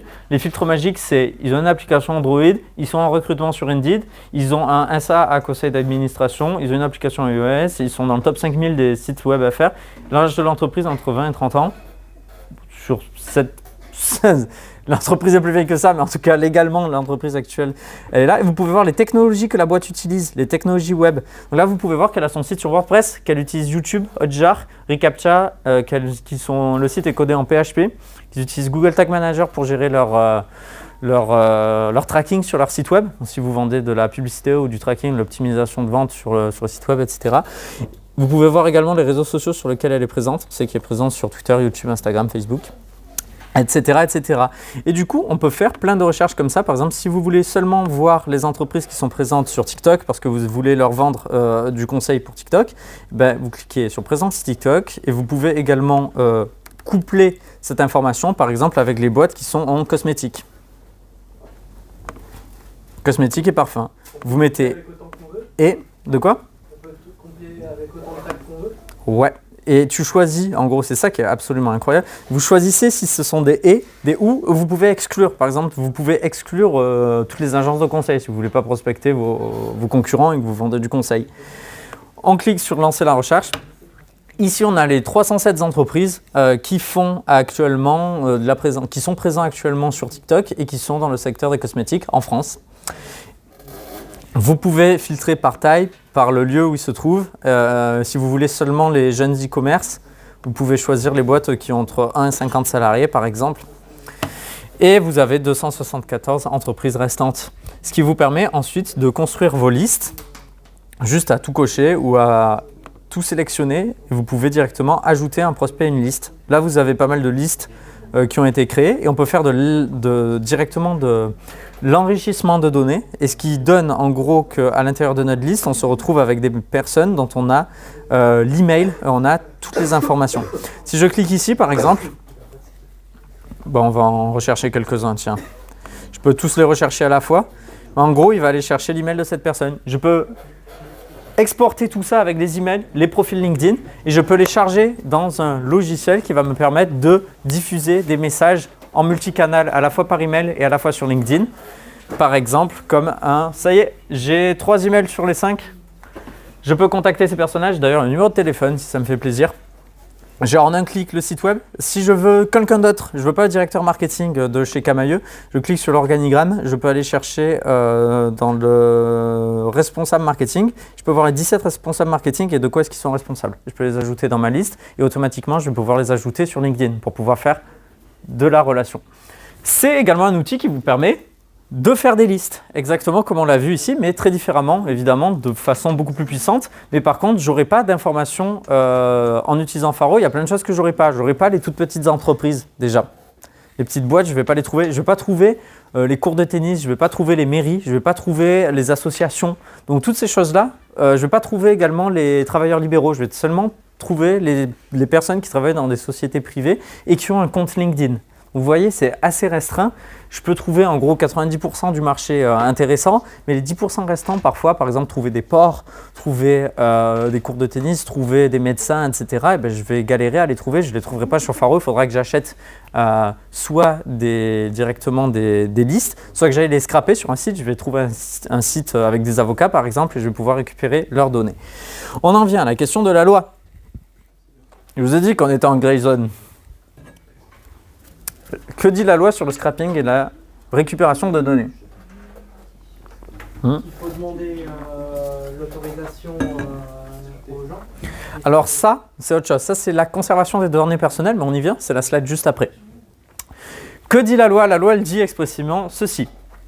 Le fait d'introduire frauduleusement des données dans un système de traitement automatisé, d'extraire, je vous l'ai mis en gras parce que du coup c'est ça qu'on fait, on extrait de la donnée qui est en ligne, de détenir, de reproduire, de transmettre, de supprimer, on s'en fout, modifier frauduleusement des données, parce que nous, ce qui nous intéresse, c'est extraire. Des données qu'il contient est puni de 5 ans d'emprisonnement et de 150 000 € d'amende. Ça va, toi qui as bien fonctionné le scrapping, tout va bien. Donc lorsque l'infraction a été commise à l'encontre d'un système qui appartient à l'État, c'est le double, c'est 7 ans d'emprisonnement et 300 000 € d'amende. Il convient de caractériser un mot qui est ici, qui est frauduleusement, l'intention frauduleuse du web scrapping. Donc c'est puni si c'est fait de façon frauduleuse. Donc on est complètement en gray zone. C'est quoi frauduleux, c'est quoi qui ne l'est pas? On ne le sait pas, c'est déterminé par un juge, en tout cas dans le cadre où quelqu'un aurait fait quelque chose d'illégal avec ça. Mais en tout cas la légalité, tout comme la légitimité de crawler Internet et de scraper Internet, c'est discutable, c'est discuté, c'est toujours en discussion, on va dire. Concrètement, dans les faits, aujourd'hui, il y a 99% des entreprises B2B qui font cette pratique. Il y a des entreprises qui ont été punies pour ça. Ce sont des entreprises, il y a une entreprise française qui a été punie par la CNIL pour usage non-respect des données privées. Et en gros, globalement, ils ont prospecté 600 000 fois, je crois, au total, contacté 600 000 personnes, ce qui n'allait pas du tout, ce qui était contraire à des règles que je vais vous présenter tout de suite après. Donc ils ont vraiment abusé, en gros, de techniques. Ils ont fait chier des gens, en gros des gens qui disaient se désinscrire, qui disaient je ne suis pas intéressé, recevaient sans arrêt des emails de leur part. Ne faites jamais ça.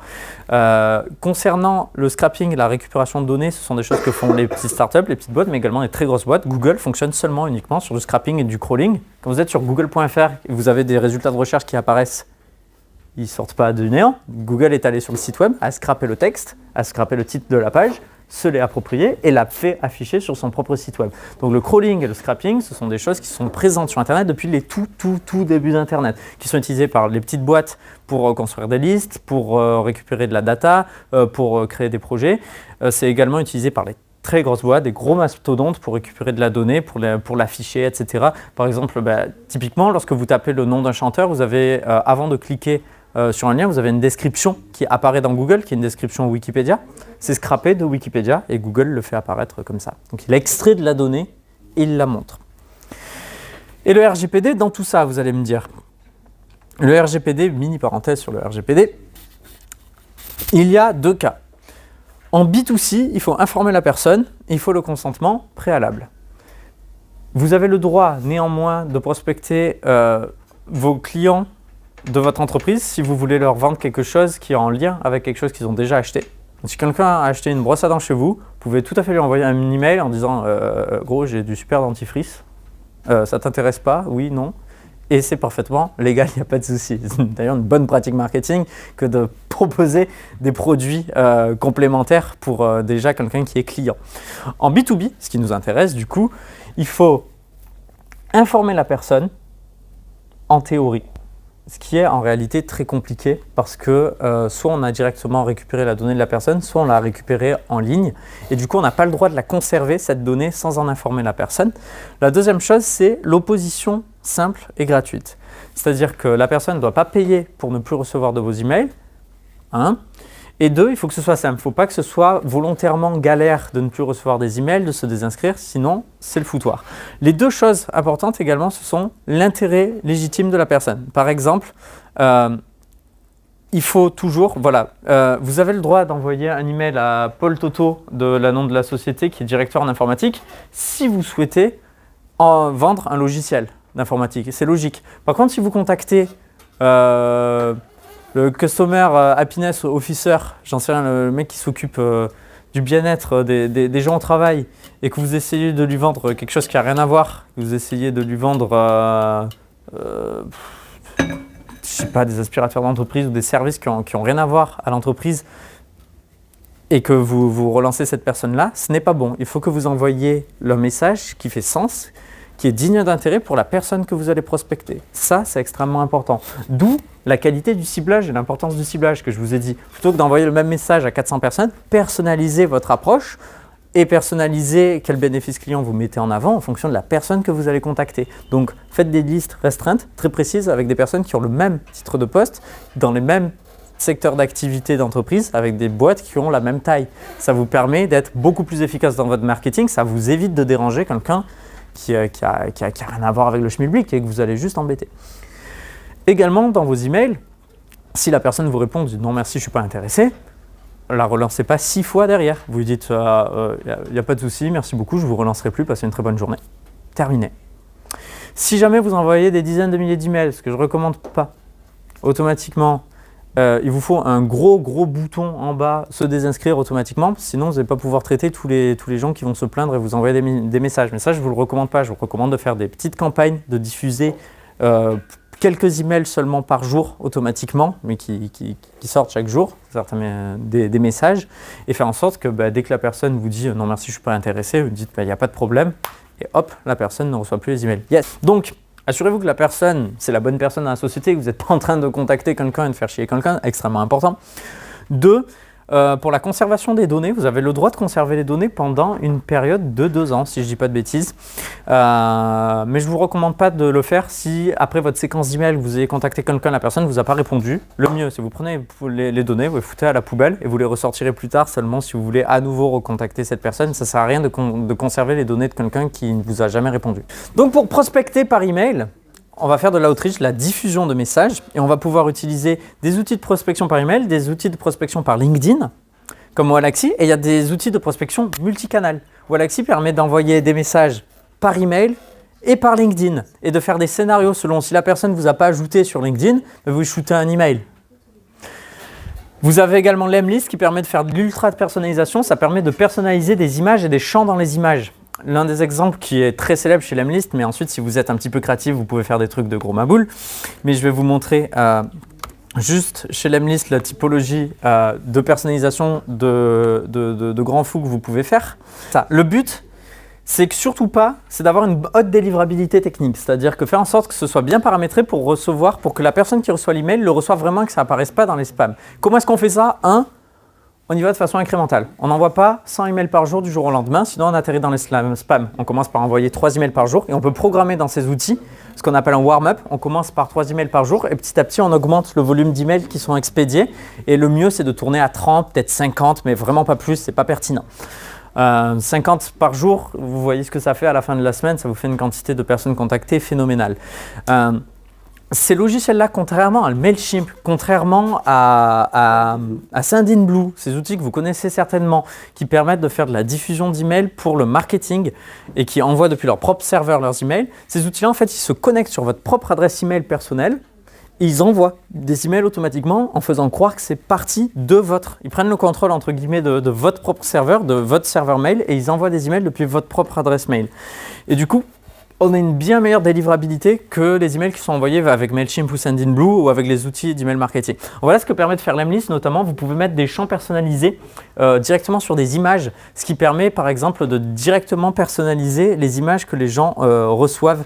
Vous pouvez personnaliser avec un logo, vous pouvez personnaliser également avec un screenshot qui est récupéré automatiquement depuis un site web, puisque vous avez dans votre liste, vous avez l'URL du site web, vous avez le lien du site web.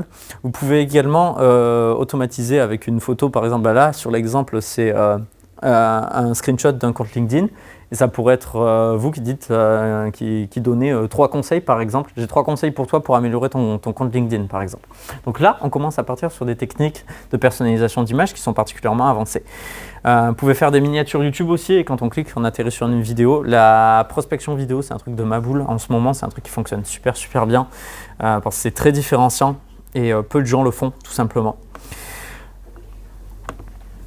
Et vous avez plein d'outils qui permettent de faire ça. Je vous ai présenté l'Emlist. Vous avez également Wallaxy. C'est un outil qui vous permet de faire de cross-platform, de la prospection à la fois sur LinkedIn et à la fois par email, tout simplement. Et ça permet de faire des scénarios, en gros, de prise de contact via LinkedIn, tout simplement. Donc vous créez votre liste de contacts sur LinkedIn que vous avez récupéré depuis LinkedIn ou peu importe. Vous créez vos listes personnalisées avec vos nombres de prospects, etc.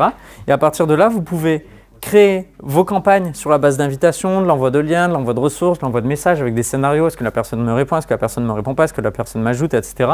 Suite à la connexion, il y a un premier message. Ensuite, s'il n'y a pas de réponse au bout de 7 jours, vous pouvez décider d'arrêter la campagne ou de la continuer. Donc ça vous permet de faire de l'automatisation assez avancée pour envoyer des messages sur LinkedIn et également d'avoir une approche plus cross-platform. Vous voyez par exemple, si la personne n'a pas répondu, elle ne s'est pas connectée sur LinkedIn, eh ben, on va chercher son email avec un outil d'enrichissement et puis ça va automatiquement envoyer un email à cette personne. Bref, c'est un outil qui existe pour la prospection. Et du coup, en gros, le principe, c'est on met des tags. Bon, là, ils sont dégueulasses. C'est sur Mailchimp, en plus, je ne sais même pas pourquoi. On fait notre petit message et automatiquement, on se retrouve avec la personnalisation du message. Numéro 1 sur 2693 restaurants à Lyon, ce n'est pas rien, blablabli, blablabla. Et on va pouvoir, enfin, maintenant qu'on a terminé sur la partie technique, on va pouvoir passer sur la partie créative du marketeur. Donc maintenant que vous savez comment on construit des listes et comment est-ce qu'on diffuse des emails en utilisant différents outils, vous savez qu'on peut construire des listes grâce à Phantom Buster, en allant sur Google Maps, en allant sur LinkedIn, en utilisant des outils comme Faro, des outils comme Drop Contact, en utilisant des outils comme ParseHub quand ils fonctionnent. Vous pouvez créer des listes. Vous connaissez les outils, je vous ai brièvement présenté Lemlist, Wallaxy, etc. qui permettent de faire de la diffusion d'emails automatisée. Mais maintenant, qu'est-ce qu'on envoie? On a notre cible, on a notre programme, il nous manque le fond, le fond du truc, c'est-à-dire quel message je dis et comment est-ce que je contacte quelqu'un. Et c'est là que commence l'exercice. Il est quelle heure? On va faire ça.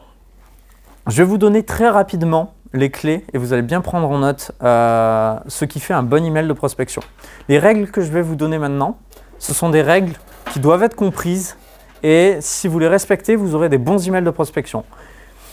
Est-ce que c'est la seule façon de prospecter? Non. Clairement pas. Vous pouvez entièrement ne pas respecter ce framework, entièrement faire différemment de ce que je vais vous présenter dans les 10 minutes qui arrivent et avoir de super messages de prise de contact pour Instagram. Vous pouvez avoir de super messages vocaux à envoyer sur LinkedIn pour de la prise de contact. Vous pouvez avoir de super séquences d'emails pour générer des opportunités et générer des réponses auprès de votre liste de contacts. Le truc, c'est que si vous ne suivez pas ça, vous allez simplement prendre des risques. Ce que je vous conseille pour démarrer, c'est de respecter et de bien comprendre les tenants et les aboutissants de ces règles et de les adapter à votre situation. Et ensuite, à côté, n'hésitez pas à expérimenter des trucs complètement foireux, des trucs complètement pétés. Et d'ailleurs, je crois que les meilleures idées de campagne de prospection et de messages de prospection, elles viennent après quelques bières, clairement. Mais il y a un marketeur célèbre qui avait dit un truc que j'ai oublié entre-temps, qui avait dit écris bourré et réécris le lendemain ce que tu as écrit en gros.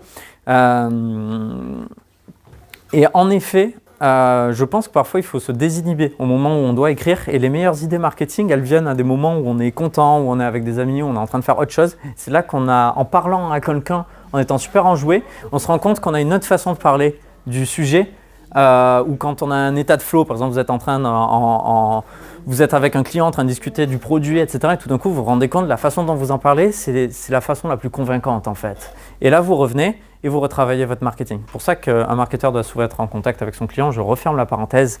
Un message de prospection, peu importe qu'est-ce qu'il est censé être, il va être composé de 3 choses. Peu importe si c'est pour LinkedIn, pour Instagram, comme on a vu avec Gary Vee tout à l'heure sur Insta, peu importe si c'est un email, il va avoir une accroche, un corps et un appel à l'action. Et ça, globalement, c'est également la composition d'un TikTok. Un TikTok, il a une accroche, les 3 premières secondes, c'est ce qu'on appelle le hook, un corps, donc c'est le contenu du TikTok, et un appel à l'action à la fin. Un email de prospection, un message de prospection, peu importe la plateforme, il doit être court. La plupart du temps, parfois non, mais la plupart du temps, il vaut mieux qu'il soit court. Ça veut dire quoi, court? Ça veut dire que quand je le reçois, je me dis pas « Ah, je vais le lire plus tard, c'est quoi ça? Poubelle. » 10-15 lignes, quoi. Grand max. Même pas. 4, c'est bien. Ça peut être plus, ça peut être plus. J'ai eu d'excellentes campagnes qui ont très bien fonctionné pour des comptes de clients, pour moi-même. C'était un e-book, le machin que j'avais écrit. Mais c'était particulier et c'était une campagne que j'avais testée à côté. C'était pour certains types de cibles. Donc, un email doit être généralement court. Court, c'est surtout concis. Être en capacité de dire tout ce que l'on veut dedans. Et personnalisé. Personnalisé parce que il ne faut pas sonner comme un robot. C'est Gary qui nous l'a dit. Sinon, vous allez vous transformer en spam bot, vous allez envoyer les mêmes messages avec tout le monde, vous allez vous faire bannir d'Instagram et ça ne va pas fonctionner. Ce n'est pas ce qu'on veut. Et d'ailleurs, si on envoie des messages qui sont bien différents, ce que l'on va remarquer, c'est que l'on va beaucoup plus atterrir en boîte principale des livrabilités de vos emails. Vous n'allez pas atterrir en promotion ou en spam. Donc, important de personnaliser au maximum. On a vu 2 façons de personnaliser. Un avec la segmentation et le ciblage. la deuxième façon de personnaliser, ce sont les champs que l'on a récupérés lorsqu'on a construit notre liste d'emails. On n'a pas juste récupéré un email, on a récupéré un nom, un prénom, on a récupéré un ranking dans TripAdvisor, on a récupéré énormément de choses. Voilà un exemple d'email relativement court, que je vous ai écrit en gros, qui est court, qui est personnalisé, qui a une accroche, un corps, un appel à l'action. Salut Jean. Je regardais le site de l'entreprise, j'ai découvert un élément qui est lié à un pain point, par exemple, que tu as installé Hotjar sur ton site web. Je sais que c'est pas facile à installer comme il faut, ou je sais que c'est pas facile d'utiliser Hotjar pour faire de l'augmentation de taux de conversion. Voilà. Des entreprises comme Alternative, concurrent direct, nous ont contactés pour un élément prioritaire ou bloquant lié à ça, pour l'augmentation de leur taux de conversion sur leur site web. Et on a pu obtenir tel résultat. En me renseignant sur ton entreprise, je pense que tu pourrais avoir des résultats similaires. J'ai quelques idées qui pourraient t'aider. Serais-tu disponible 15 minutes jeudi par téléphone pour que je te les partage? Théo, cofondateur, gros stratégiste, grand gourou de l'ISEG et des marketing 5e année qui sont de moins en moins nombreux. Point. C'est un email de prospection tout simple, très banal. En plus, j'ai laissé pas mal d'espace vide, on va dire, un petit peu généraliste, élément lié à un pain point pour que vous ayez un petit peu une vision un peu globale, mais on va partir dans des exemples un peu plus concrets. Donc on reconnaît bien l'accroche, le corps, l'appel à l'action. C'est noté? Deuxième chose, les métriques que l'on va suivre, il va y en avoir deux qui vont être clés. Le premier, c'est l'open rate. C'est le taux d'ouverture. Est-ce que les gens ouvrent mes emails? Qu'est-ce qui fait bouger le taux d'ouverture? Qu'est-ce qui fait qu'un email est ouvert et qu'est-ce qui fait qu'un email n'est pas ouvert? L'objet. L'objet, oui, bon, bravo. Facteur numéro 1, l'objet. Si un objet nul à chier, qui ne donne pas envie de cliquer, personne ne va ouvrir votre email, il va juste finir dans les 416 emails qui sont non ouverts, ça en fait 417, et c'est tout. Donc en effet, l'objet, vous, d'un point de vue marketing, c'est le premier point. Le deuxième point, est-ce que vous avez une idée? C'est la délivrabilité. Si vos emails ils atterrissent tous en spam, personne ne va les ouvrir, on est d'accord? Donc il faut faire en sorte d'avoir une bonne délivrabilité. Donc, pour ça, je vous ai dit, en warm-up, on commence petit à petit, on ne diffuse pas énormément trop d'emails, on n'envoie pas avec MailChimp, on n'envoie ni avec MailJet, on envoie avec des outils de cold emailing, des outils de diffusion d'emails que je vous ai présentés. Très important. Quel est le troisième facteur qui fait le succès d'une campagne d'email? C'est exactement le même facteur qui fait le succès d'une campagne publicitaire, c'est exactement le même facteur qui fait le succès d'une campagne d'influence. C'est quoi cette troisième variable? Si vous envoyez votre super email pour les logiciels à des dog-sitters, C'est avant qu'ils soient envoyés, du coup. mais personne... De quoi? Donc c'est avant qu'ils soient Oui, bien sûr, c'est avant qu'ils soient envoyés. Mais c'est votre ciblage, c'est votre audience. Quand vous faites votre campagne d'influence, si vous choisissez le mauvais influenceur, si pour votre app de tennis, vous faites la promotion de votre app de tennis auprès d'un influenceur cosmétique, il va y avoir un souci au niveau de l'audience, on est d'accord? Si vous envoyez votre email de vente de logiciels pour les restaurants et que vous ciblez les vétérinaires, il va y avoir un petit souci au niveau des taux d'ouverture, au niveau des taux de réponse, on est d'accord?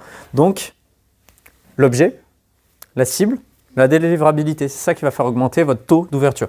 Le deuxième taux que l'on va suivre, donc le taux d'ouverture, c'est un petit peu notre taux de clic, hein, c'est l'équivalent de taux de clic sur les pubs.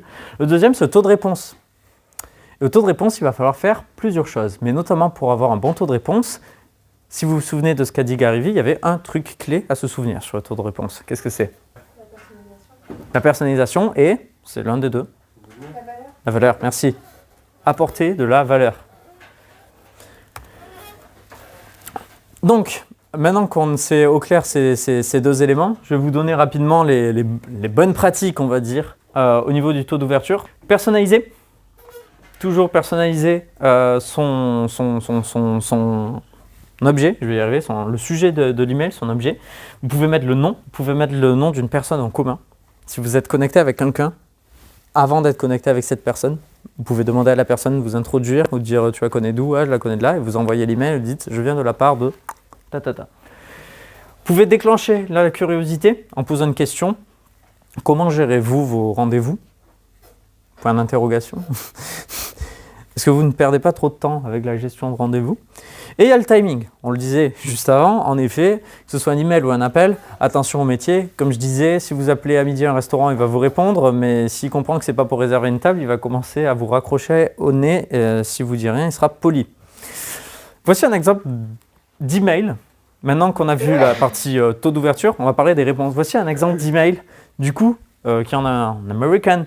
Bonjour, nom de la personne, du dirigeant. Je fais une étude sur l'école d'email et je voulais vous demander si vous pouviez me partager vos pensées sur qu'est-ce qui différencie un bon call d'email d'un mauvais call d'email. Ce que tu vas dire va nous aider dans notre recherche que je suis en train de conduire et ça va aider beaucoup de personnes à écrire de meilleurs emails. Ça fera le monde un petit peu meilleur pour tout le monde. Best, John. Cet email est nul à chier. Pourquoi, d'après vous, il est pourri? Et pourquoi, si quelqu'un envoie cet email, il ne fonctionne pas? Ou il n'aura pas de réponse? Il n'y a pas d'accroche, carrément. Donc elle est très moyenne, en effet. Il n'y a même pas d'accroche. Je ne dis pas en quoi il peut aider le gars. Ouais, il n'apporte aucune valeur, c'est « Bonjour, est-ce que tu peux juste me donner ton temps ?» C'est tout. Donc il arrive comme ça. Et ensuite, il manque un truc également. Parmi les 3 choses essentielles que je vous ai dit dans l'email, il faut l'accroche, le corps et un appel à l'action. Qu'est-ce qu'il fait? Il attend une réponse, il attend un oui, il veut un rendez-vous. Qu'est-ce qu'il veut, John? On ne sait même pas ce qu'il veut, John. Donc il n'est pas précis. Il n'apporte pas de valeur. Il n'a même pas d'accroche, il n'a pas de call to action. John, il ne sert à rien. Il nous a envoyé le pire email de tous les temps. Et en plus, il demande qu'est-ce qu'on peut faire pour améliorer les emails.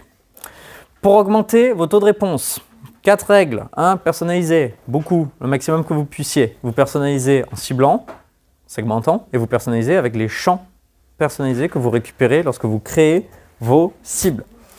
2. Vous détruisez toute friction. Dans votre CTA, donc call to action, vous faites un call to action qui est facile à répondre. Ok? Très facile à répondre, c'est le plus important. 3. Vous spécifiez. Vous dites exactement pourquoi vous êtes là. Et qu'est-ce que vous faites? Qu'est-ce que vous demandez? Vous essayez d'être spécifique, c'est extrêmement important. Et enfin, 4. Vous trouvez une incentive. Une incentive, c'est donner une bonne raison à la personne de vous répondre, c'est-à-dire donner de la valeur à gagner. Dans mon email un petit peu plan couillon généraliste, je propose 15 minutes, je dis par téléphone, la réponse est oui ou non. La personne, elle n'a pas, c'est pas est-ce que vous êtes disponible la semaine prochaine que la personne doit sortir son agenda, regarder c'est où qu'elle est disponible, se dire attends, il faut que je lui propose différentes dates, il va me répondre. Ah, ça m'intéresse, mais je verrai ça plus tard. Et ça y est, vous n'avez pas votre réponse. Là, c'est oui ou non. Et pourquoi est-ce que quelqu'un dirait oui? Parce que j'ai des idées que je veux lui partager. Ça va être court et c'est en rapport avec un besoin qu'il a par rapport à la cible et c'est personnalisé. Donc oui, il y a la valeur. C'est personnalisé. Il n'y a pas de friction à la réponse. C'est oui ou non ou plus tard. On spécifie exactement pourquoi est-ce qu'on contacte la personne. Et une bonne raison à répondre, il y a une incentive, il y a un truc à gagner, c'est-à-dire qu'il y a la valeur. La valeur est donnée. Un email de prospection, un message de prospection, ça suffit jamais. Parce que globalement, il y a peu de monde qui répond au premier message. Les gens, ils répondent à la relance. Ça s'appelle un follow-up, une relance. Une relance, c'est un deuxième email. Et c'est pour ça qu'on a tendance à recommander des séquences de messages de prospection qui vont de 5 à 7 messages de prospection en France. Aux États-Unis, ce serait 7 à 12, je dirais. Vous allez me dire, mais je vais dire quoi dans 5 emails que je dois envoyer à quelqu'un?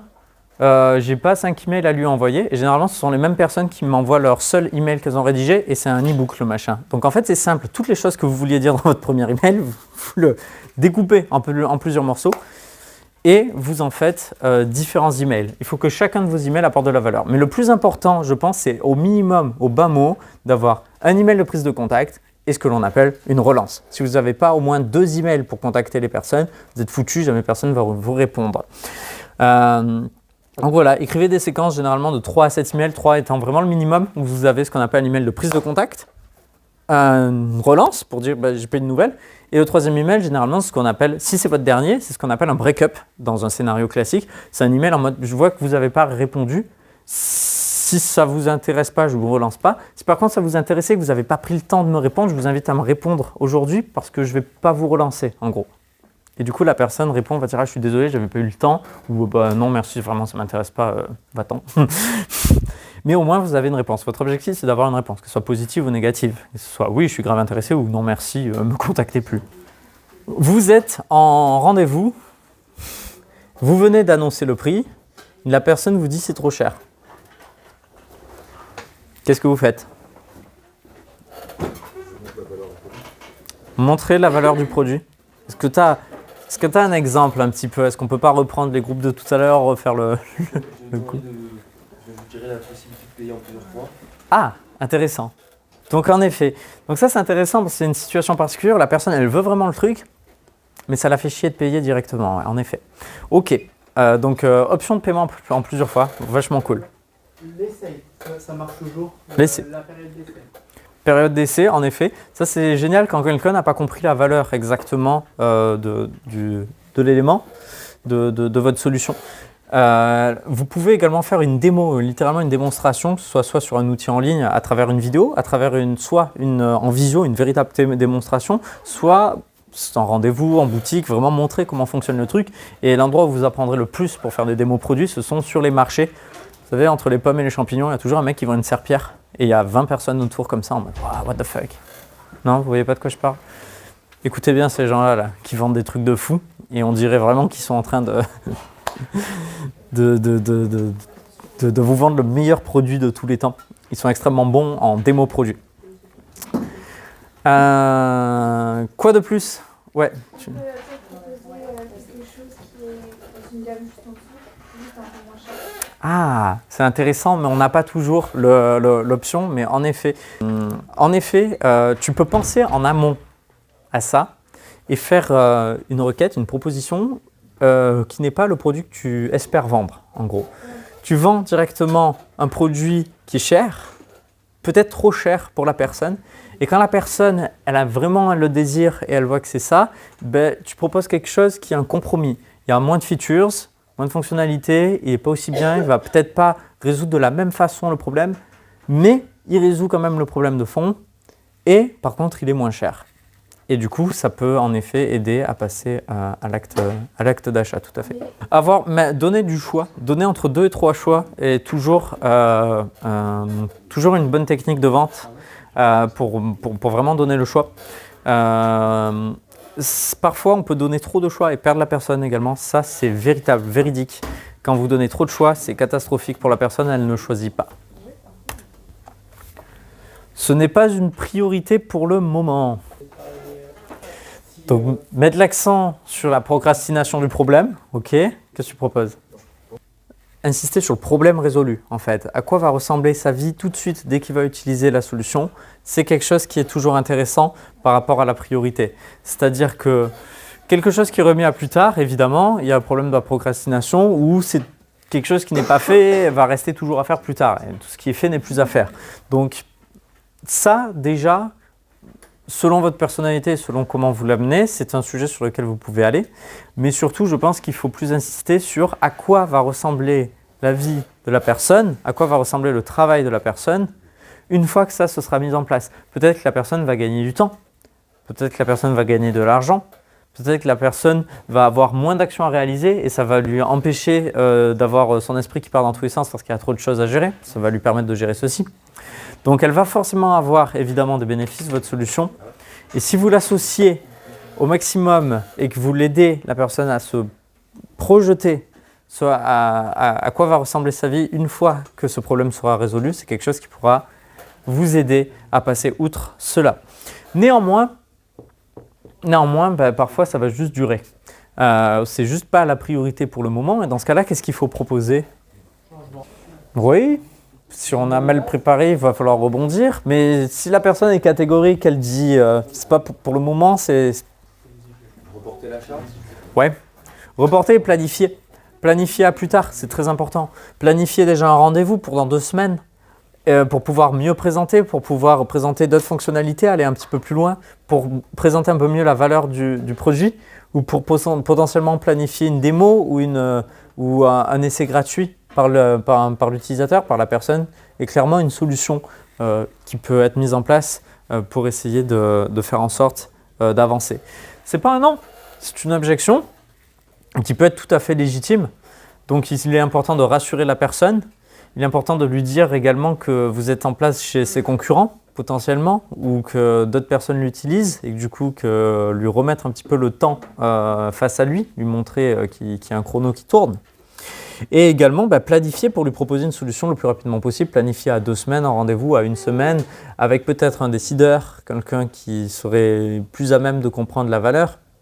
Ou peut-être quelqu'un, à l'inverse, quand vous avez un décideur, parfois il ne comprend pas la valeur, il faut redescendre dans l'organigramme directement vers la personne qui va être utilisatrice. Ouais. Il faut directement faire une mise en relation et entrer en contact. Il ne faut pas laisser quelqu'un seul pitcher votre projet, parce qu'il va toujours le pitcher très mal. On en vient là. Je dois en parler avec mes collègues. Qu'est-ce que ça vous inspire? Je dois en parler avec mes collègues. Ça veut dire qu'il passe sur le début, ça l'intéresse pas, il faut Ou peut-être qu'il est intéressé, mais il ne peut pas prendre la décision seul, il doit présenter. Oui, non, parce que si. C'est ça, il n'est pas sûr en tout cas, il n'est pas certain. Et en tout cas, ce qui est sûr et certain, c'est qu'il n'est pas seul dans la décision. Alors peut-être, c'est génial, vous pouvez vraiment avoir les 2 situations. Vous pouvez avoir un décisionnaire qui veut bien faire pour les personnes, ses collaborateurs avec qui est-ce qu'il travaille. Et du coup, le décisionnaire se dit « Ah purée, mais il faudrait que j'en parle avec mon équipe, m'assurer que je ne fais pas un achat à la con. » À l'inverse, vous pouvez également avoir quelqu'un qui est membre de l'équipe et qui doit aller faire valider par un décisionnaire au-dessus et qui doit le pitcher.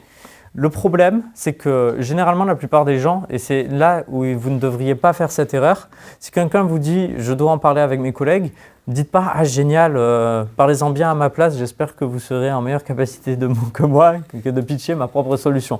Vous accompagnez la personne, vous dites c'est génial, planifions un call avec votre N+1, avec votre décisionnaire, avec votre équipe, si c'est l'inverse, et faisons une démo ensemble. Je peux venir, vous êtes situé là, mais je ne serai pas loin à cette période-là, je peux passer, ou on peut organiser une visio, je peux vous envoyer une photo, un manuel, un guide, peu importe, mais ne laissez pas seule la personne pitcher. En tout cas, c'est extrêmement important parce qu'elle fera forcément un très mauvais travail à pitcher votre solution. Le mieux, c'est que vous soyez là et que vous proposiez de présenter à 2, en fait, tout simplement avec la personne impliquée. On utilise concurrent. Mettre en avant nos différences Oui, les bénéfices différenciants, oui, très important. et Vas-y. ne pas descendre le concurrent. Ouais, c'est exactement ça. Alors, vous pouvez le faire, mais c'est pas très gentil. Et vous pouvez passer pour un connard. Donc ne le faites pas, ou faites-le intelligemment, ou faites-le sur le ton de l'humour, faites-le pas de façon passive-agressive également, mais vous pouvez détruire un concurrent en expliquant par A plus B pourquoi vous pensez sincèrement que vous êtes meilleur, ça, il n'y a pas de souci. Mais en effet, faites-le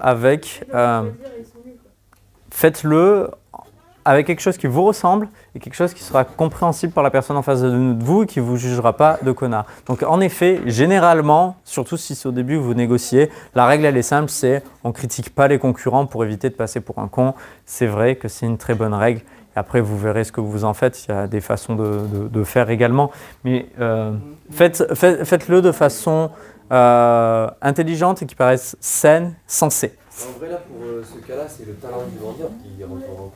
C'est le talent du vendeur et le brief.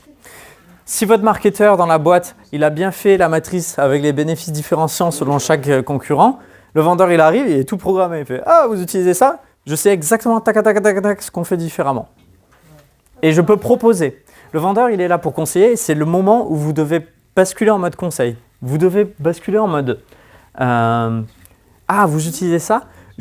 Si vous avez 5 minutes, je peux vous parler des différences. Je vous poserai 2-3 questions et j'essaierai de vous aiguiller pour vous montrer un petit peu les différences et vous pourrez faire un choix éclairé, tout simplement, un peu même plus éclairé.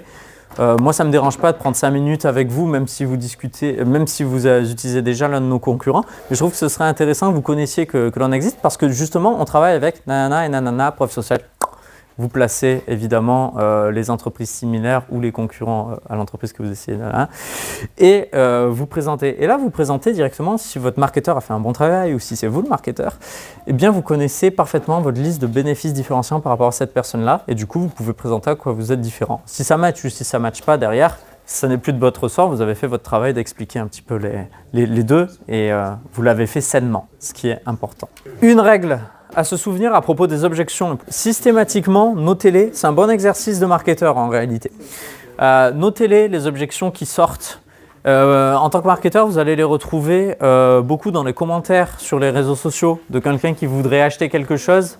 Sur votre publicité, la personne va dire non, ça marche pas, ou je sais pas quoi, ou c'est pas comme ça, ou tel autre concurrent, ils le font mieux, etc. Notez-les, ces objections, et trouvez les réponses. Et vous les notez, ces réponses. Plus vous allez les noter, vous allez stocker quelque part, les partager avec votre entreprise. Ce sera utile pour vos sales, qui vont faire plus de ventes grâce à vous. Ce sera utile pour vous, pour vos réponses. Automatiquement, dès que vous recevez un commentaire négatif, vous avez déjà répondu, vous avez déjà la réponse, paf, vous pouvez répondre plutôt que masquer. Ça fait un petit peu la loose de masquer. Si quelqu'un a juste critiqué la marque, eh ben, vous avez la bonne réponse, vous êtes gagnant.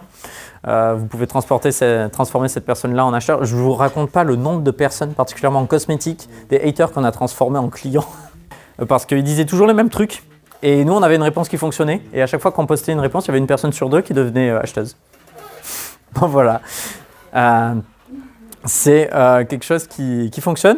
Et donc ça, ce sont des objections très classiques que vous tomberez toujours dessus. Donc préparez-les toujours avant de faire un rendez-vous, un appel ou un échange avec un client. Préparez-les. Et ils vont certainement vous en sortir de nouvelles où vous êtes juste comme un con au téléphone ou en rendez-vous en mode « et puis vous n'avez pas la réponse. » Et bien une fois que vous êtes sur le retour pour chez vous, vous avez terminé votre appel, vous notez bien l'objection dans un coin. Vous passez la nuit, le lendemain, vous y attaquez à trouver une réponse à cette objection. Parce que tant que vous n'avez pas une réponse à l'objection, eh bien, vous avez un talon d'Achille. Et au bout d'un moment, vous devenez invincible, ce qui est extrêmement important.